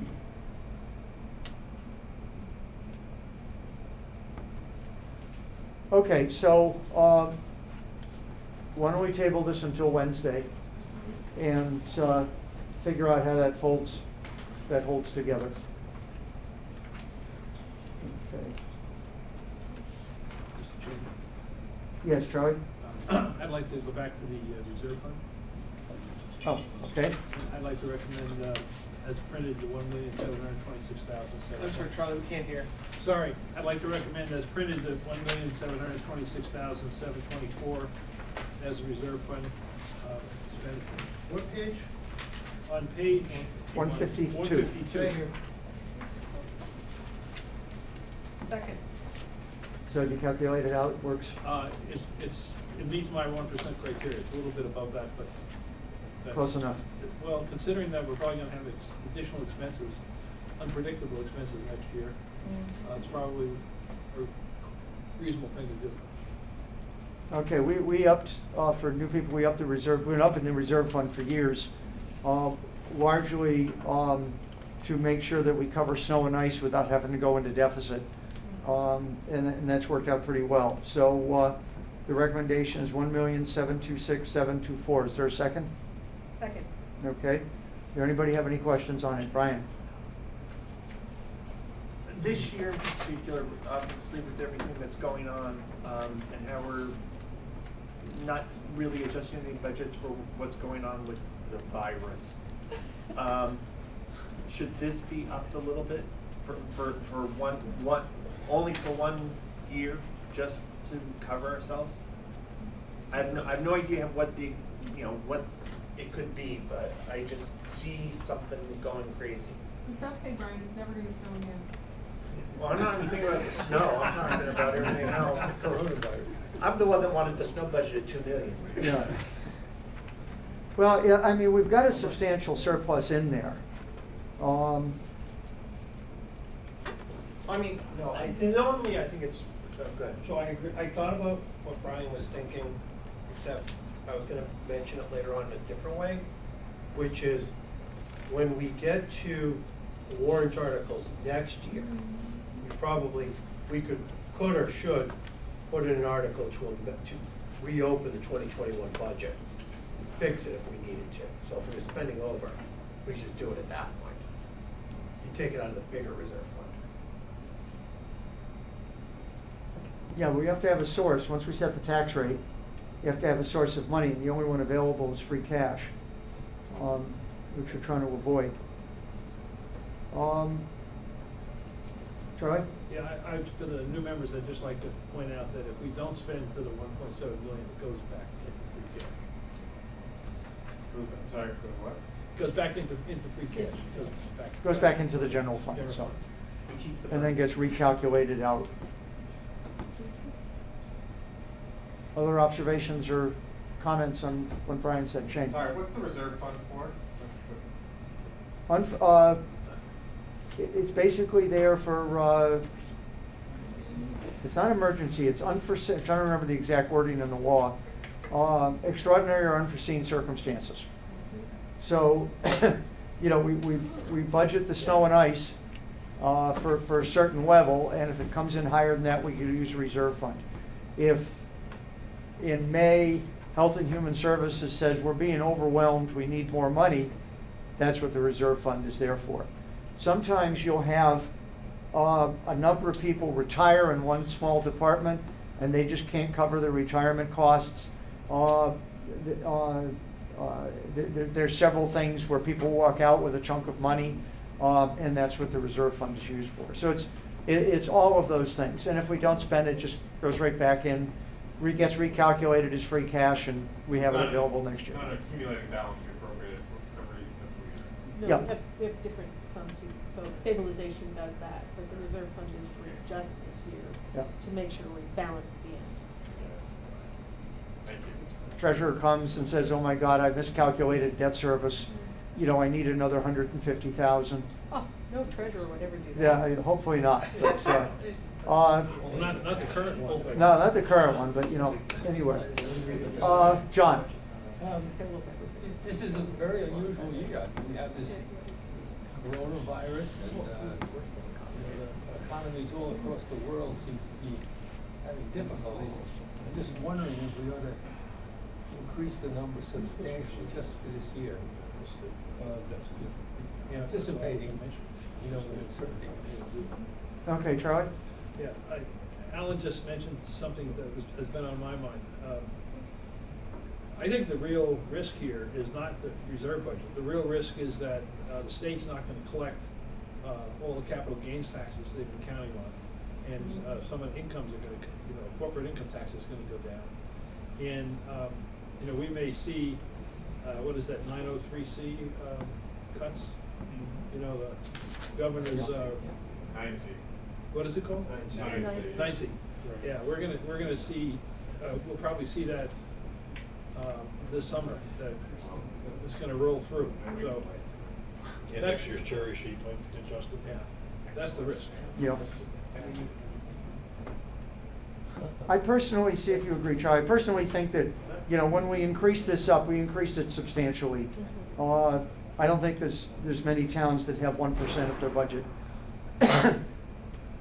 I think there'll be enough to take care of whatever we need, because, if you have needs, vaccines, shelters, things like that, they're not huge ticket items. And then you get the Red Cross involved and things, but I think it would be enough for now. Dean? So, I'm gonna make a motion. I'll explain what it is, I'm gonna read what I wrote, I hope you support it. And so when I was thinking about coronavirus everywhere, I was looking at our schedule. One of the things I realized is that there are gaps in the finance committee schedule. So the way the mechanisms of town government don't actually line up with being able to get access to money. So our last meeting of the finance committee could be like June 7th, and the town manager and HHS could need the money June 21st. We're sort of off and running, or we're gone. So what I did was, this goes back to my long-standing belief that if you don't trust the chairs and the vice chairs of this committee, you should do something about it in June when we vote for officers. So what I did was I wrote a motion, I'm going to read, that it says that if in the process of dealing with coronavirus, the town manager needs to transfer from the reserve fund, but the next scheduled finance committee meeting is either impractical or impossible to meet that need, that the committee authorizes its chair with the consent of two vice chairs to review, approve, and execute the transfer. And so it reads as follows. It says, just what I said. It says, if in an effort to combat the outbreak of coronavirus/COVID-19 within Arlington, the town manager requests a transfer of funds from the finance committee reserve fund, but waiting until the next scheduled finance committee meeting is impractical or impossible, the finance committee authorizes its chair with the consent of two vice chairs to review, approve, and execute the transfer.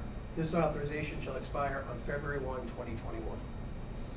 So we are going straight through to next year because I really don't want to come back on September 1st to approve money from the reserve fund for coronavirus. And frankly, I don't want to be coming here on June 30th to approve a transfer for it. I second that motion. Okay. Discussion. David? Why not 3 vice chairs?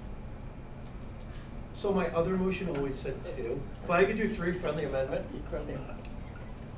3 vice chairs. I figured one might be out of country or something, so. So 3 vice chairs. Yep. Okay. Alan? Did I miss it? Was there a dollar amount limit on that? Or is it No, you spend the whole thing. the whole reserve fund? Yep. Remember that trip I've been looking? No. I was gonna say, I'll see you when you get back. So Alan, but Alan, in all seriousness, this goes back to my first statement, which is, Yeah. I trust you. Like, I trust you if you ask for it all for no reason, you'd say no. He's leaving. You can't take it to cruise on a ship. Okay. So if we No, have a new won't do a chair. cruise.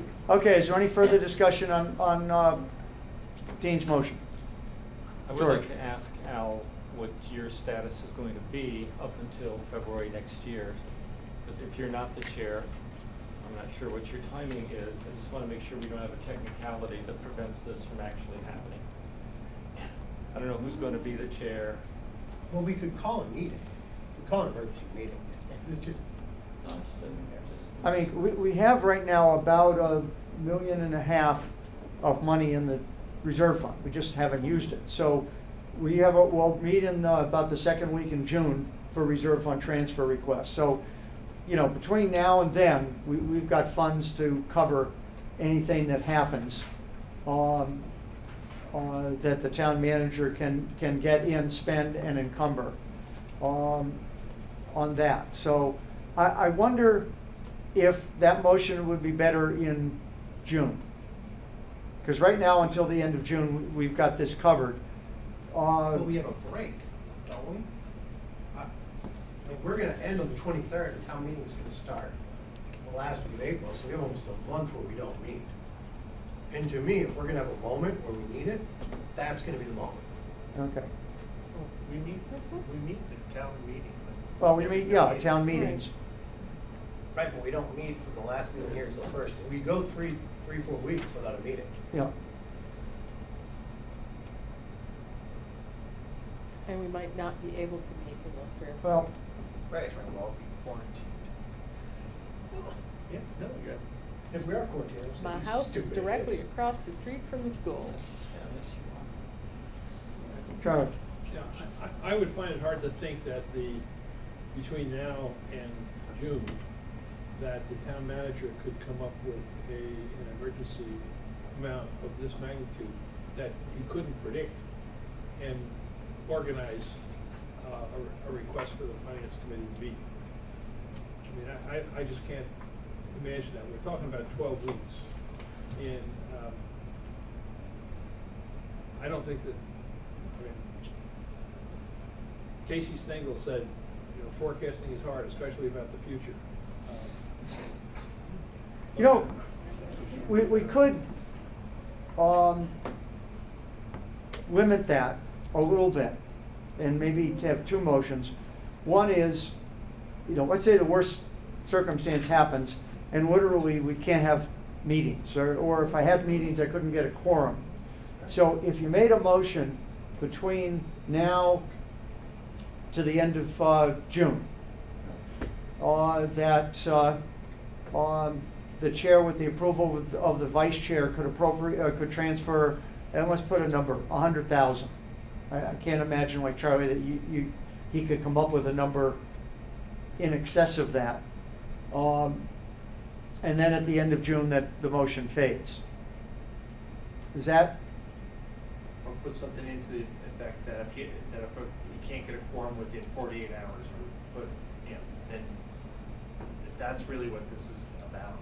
But I have a question or comment. I mean, how do you define meeting, right? We're all talking about a physical meeting, but effectively in this day and age, why not, you know, you can have a telephonic We meeting, a can't virtual actually. meeting. Because You that's can Well, have you state know, law. it's, you know, we've had delegations like this in the past, but usually it's, you know, 10,000 and 25,000.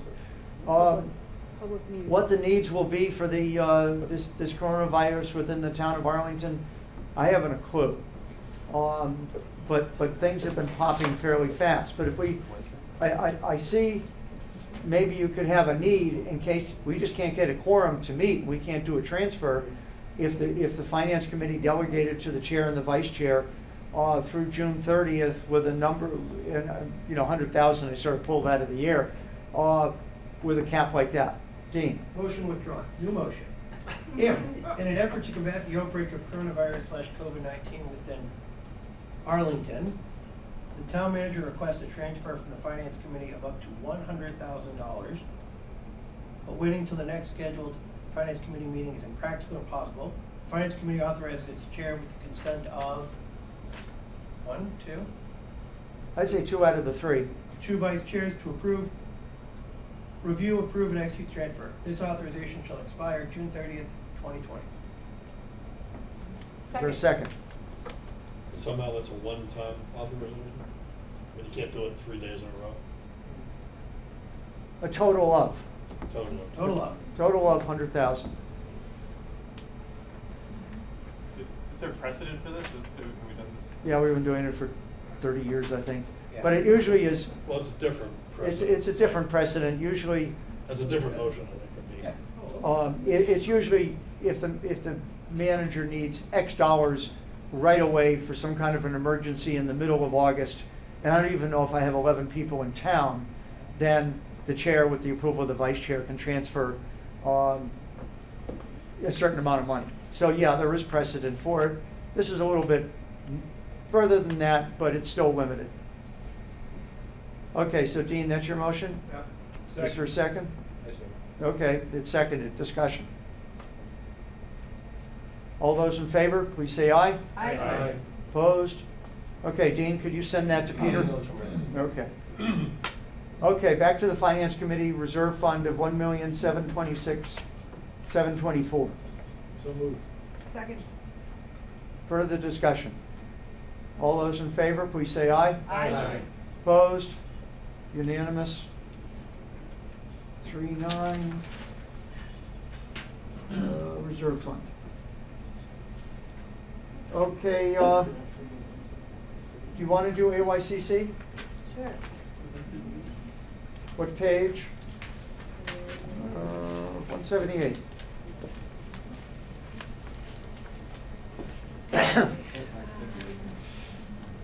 So there, in the salaries and wages, there was a big jump because they added 2 new roles at the bottom. If you look at the last 2 folks on the salary page. So Elpar's job is to do homeless outreach, and it's funded between the police and AYCC. And Burson's job is a community resource for those who are struggling. And let's see, there were 2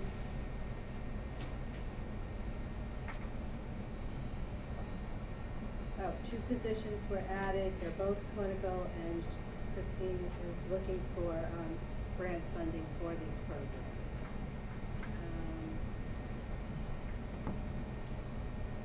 Let's see what else do I want to say. So the way this program works, they have a variety of clinicians who counsel children and their families. It's required that they have a psychiatrist who will oversee the program and the medication. Nurse practitioners can write prescriptions. Still, they need a psychiatrist to oversee the program generally. So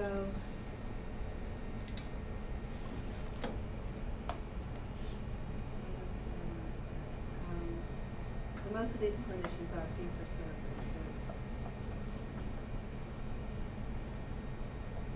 they do get they get funding from a number of sources, mostly the insurance reimbursement. And if you look at the insurance reimbursement line, it's not necessarily that they're getting more insurance, there are more sessions. So it's not the amount that's gone up, but the amount of sessions. The gifts and donations are usually grants that are attached to specific programs. And she's always looking for more grant funding for various programs.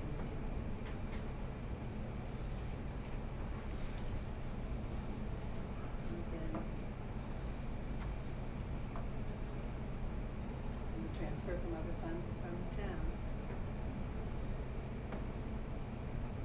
Are there any other things that jump out that people want to ask about?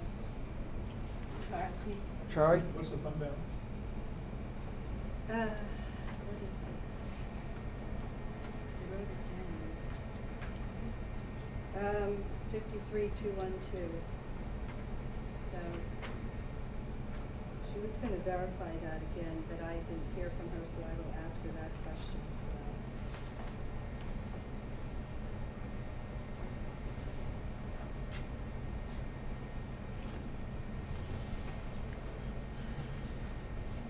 Oh, and the other thing I wanted to say is the main reason this program is so important is that it's very hard to find psychiatric care for children. And this is one of the best programs around. Okay, Arif? So I have a question about this 523000, fee for service clinicians. Should I say that right? Right, they're not on staff, we pay them. So I guess my question is that we have people on staff, right? So Right, we effectively, don't why is have there so this- much, is that, so let me finish my question. sorry. Okay. Is this a tremendous amount of demand, or what is the need to go hey, I'm not questioning the program, please, let Yeah. be clear. I don't want to be rude in any way, I'm just saying, why they not, should they need more staff in order to accommodate this need, rather than going outside and paying higher fees? I don't necessarily know if they're paying higher fees. Oh, but, yeah. outside consultants are typically higher, I'm sorry, that's the Well, line. they're not consultants, they're actual clinicians.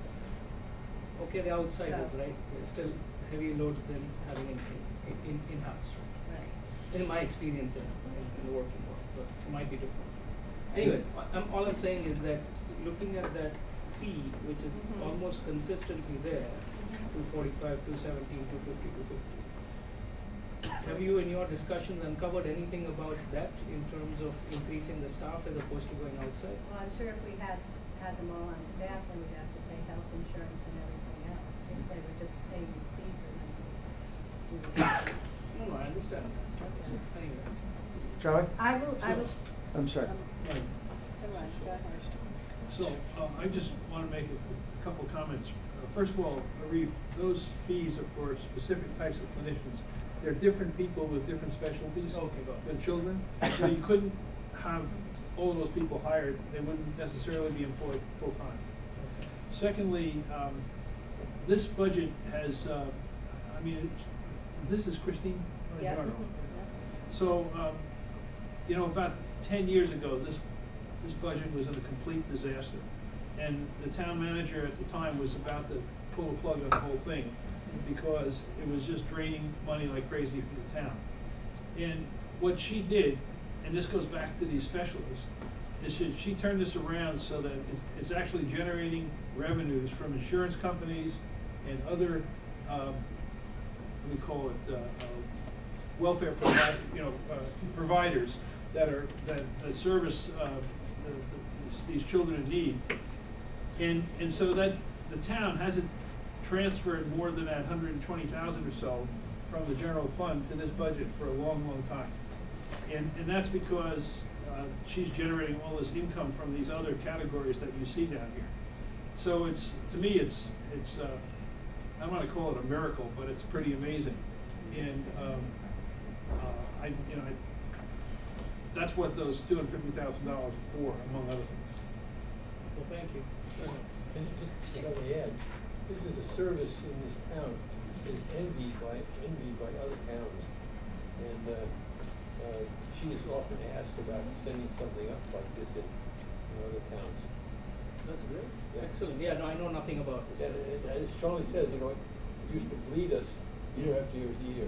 And we figured out how to hire these people and bill for it. She also works really hard to get the grants and donations and have the fundraisers. Can I, since Okay, we're Alan? praising the program, if I could add Annie? one This thought. one? Alan? Yeah, I was just gonna say, it also, as a big fan of independent contractors, it gives you some flexibility because some of the funding sources are kind of uncertain. So when it comes 9 months into the year, employees, you have a lot more obligations than contractors, so you can be more flexible when you spend. But the last two positions are new. Is that a expansion of the mission? So, like for example, the homeless outreach, is that for homeless youth, or is the mission being expanded? Well, I suspect since it's by both AYCC and the police, that they're concentrating on outreach to children and their families. And the community resource specialist. So those are new positions. This is an expansion of the definition of what AYCC does? Well, they're still, What the responsibilities it's are? still for children, but you know, children come as a family, so it could be the family unit. There's also a lot more homeless, and there are homeless children with the homeless adults. Some homeless people trying to sleep in the library, for example, she said. Well, I understand, I'm just trying to say Uh-huh. whether this is, whether it's expanding the mission of AYCC I- by adding responsibilities. I don't think necessarily. It's still children's counseling, and that's primarily what it's for. But there are children who are homeless and they come with a family. I'm just trying to understand. Right. They used to. I'm not opposing it, I'm No, just no. trying to see whether it's expanding. Yeah, I mean, and I'm not sure if the community resource specialist, they used to, this is many years ago, have people who would go out to playgrounds. You know, if there were youth gathering in playgrounds and things, they'd go out and talk with them and see if they could head off any potential problems for the neighborhood. I think that effort was reduced over a while, but I'm just guessing. If you could define what each of those positions is, positions is supposed to do, I think that would be helpful. Or being a homeless outreach? Yeah, I mean, that's pretty. Like how many children, how many adults, is that what you're asking? Well, what's their job description? Okay. And maybe how they work with the police. Okay. Okay, Charlie? Yeah, I think this came up at another meeting that I was at in town, and I believe that the town is involved with is it Arlington, Medford, Somerville, as a coalition Yeah. to help address the issue of homelessness. And I think this is related to Arlington's response to their responsibility in that coalition. So I just want to reemphasize that I think this is an amazing program. Okay, Alan? I mean, I guess whenever there's a significant change in a budget, we periodically, we typically add a footnote, just to explain to town meeting members, why is that a big change? So if there was a one-line footnote that we could add to explain what that is, I think it's just a benefit to town meeting members who are looking at, and might avoid questions on the floor. Okay, Arif? One last thing. You mentioned homelessness has increased. Can you quantify that, or do you have anything you want to add to I that? don't, but I could ask Christine and the police what they have. I'm sure they have plenty of them. I think there's been a constant problem in East Arlington, both in the, underneath the bridge going into the Alewife. Yeah. And then on the Mugar property. Right. Yeah, the police chief said there was a Yeah. problem at Newmark. And my guess is also, if you went into Alewife and to the other areas of Alewife, homeless have been living there for years. And I think this is an attempt to address that. David?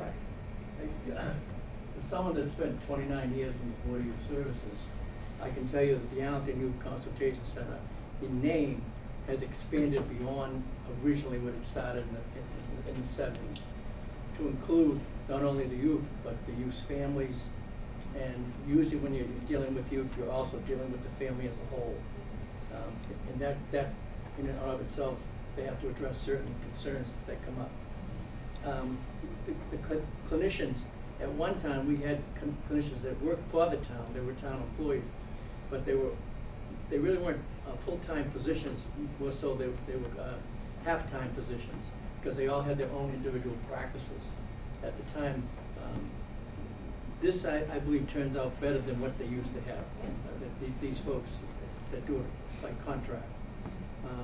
As far as the mechanism for funding, at one time, they were not allowed to go out for outside monies. It took quite an effort to pick up what they call third-party payments, the insurance. At one time, you couldn't do that. Then there were certain qualifications that you had to have to collect that insurance payments, and that created some adjustments on the council itself. So there's a lot of history to AYCC, but it is for youth, but in today's world, it's for problems that come up like homeless, family situations that arise.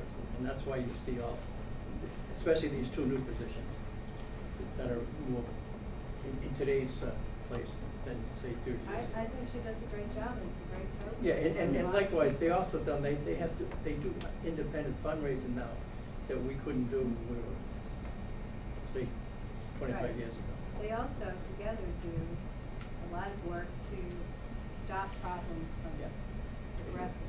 And they're actually, they might be down the east, but there's, when you get into it, and they deal right through the schools, whether it's elementary or secondary levels, they're involved with that. So there's a lot, and going back to John's point, this whole thing is looked at from other cities and towns as phenomenal. That we in Arlington have this function. Okay, Andy, did you have a? I just wanted to add that, at a point in time when we were going to cut this budget, I asked the chief of police about it, and he said that he considered, this would have been our previous police chief, that he considered this an extension of the public safety budget. That this actually reduces the amount of money he needs for enforcement because of the problems that it prevents. It's just a really important service that's being provided. So, just a thought. Okay, are there any other questions on the AYCC fund? So, Mary Margaret, are you recommending 827, 839? Absolutely. Second. Any further discussion? All those in favor, please say aye. Aye. Opposed? Unanimous? 3-9. Okay. And I'm gonna talk to the manager tomorrow, and I'll ask him maybe get to talk about the new positions and hear what they're for. I'd like to know myself. Okay. Now that takes care of the budgets so far. So on Wednesday, Adam will come in. We'll be dealing with the parking budget, which we have a copy of from Brian. So Liz, see if you can fit this within the framework that's in that article now. Not now, but if you have any questions, call Brian. Okay, so of the parking, the bicycles, the cable access, and then we'll have human resources. So that's Carolyn. We'll have the assessors. It's Bill. Public Works, that'll take a while. It's Christine and her crew. And Council on Aging, Transportation, revisit that.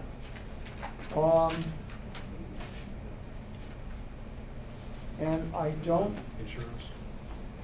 Right, insurance would be the 23rd. Okay, and we'll do the school stipend. And now, Peter, I had a couple articles at the end that I thought we had voted on, but maybe we didn't. Did we vote on Article 73, which is the overlay, and 74, which is the transfer of fund cemetery? We did the transfer of fund cemetery. Okay, so we. The overlay would do when Bill was here. Okay. With the assessors, but. Okay, so we transferred $150,000 to the cemetery commissioners for care of town cemeteries and $10,000 to the capital budget. So that's been voted. Okay, good. Did we do the 150,000? What? Did we vote the 150,000? We just voted the part to the capital budget. Which is the 10,000. So we didn't vote did we vote? We have to vote for the 150. Okay, so we still need to do that. Okay. Overlay reserve, we'll wait for Bill.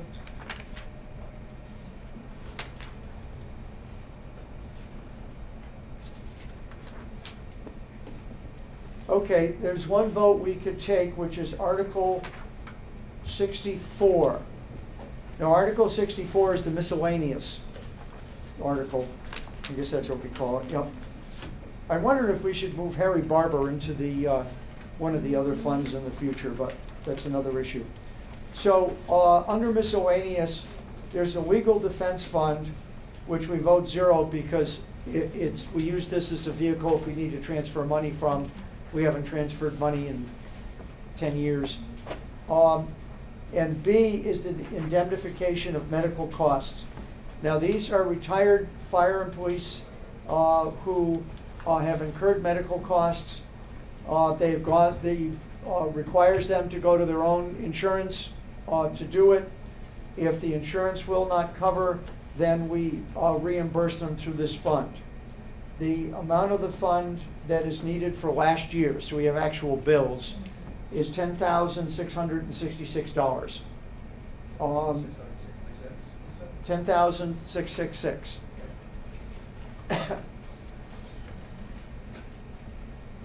So do I have a motion on that? So moved. So moved. Okay. Second. Moved and seconded for favorable action. Anybody have any questions on this? So this is just, what would you, it's just not covered under regular town health insurance. Okay, any questions? All those in favor, please say aye. Aye. All those opposed? Unanimous. 3-9. Peter, did we vote Article 63? What is it? Yeah. It's town celebrations and events? Yeah. Yes. Okay, yes. Did that. Voted committees and commissions, Minuteman, access.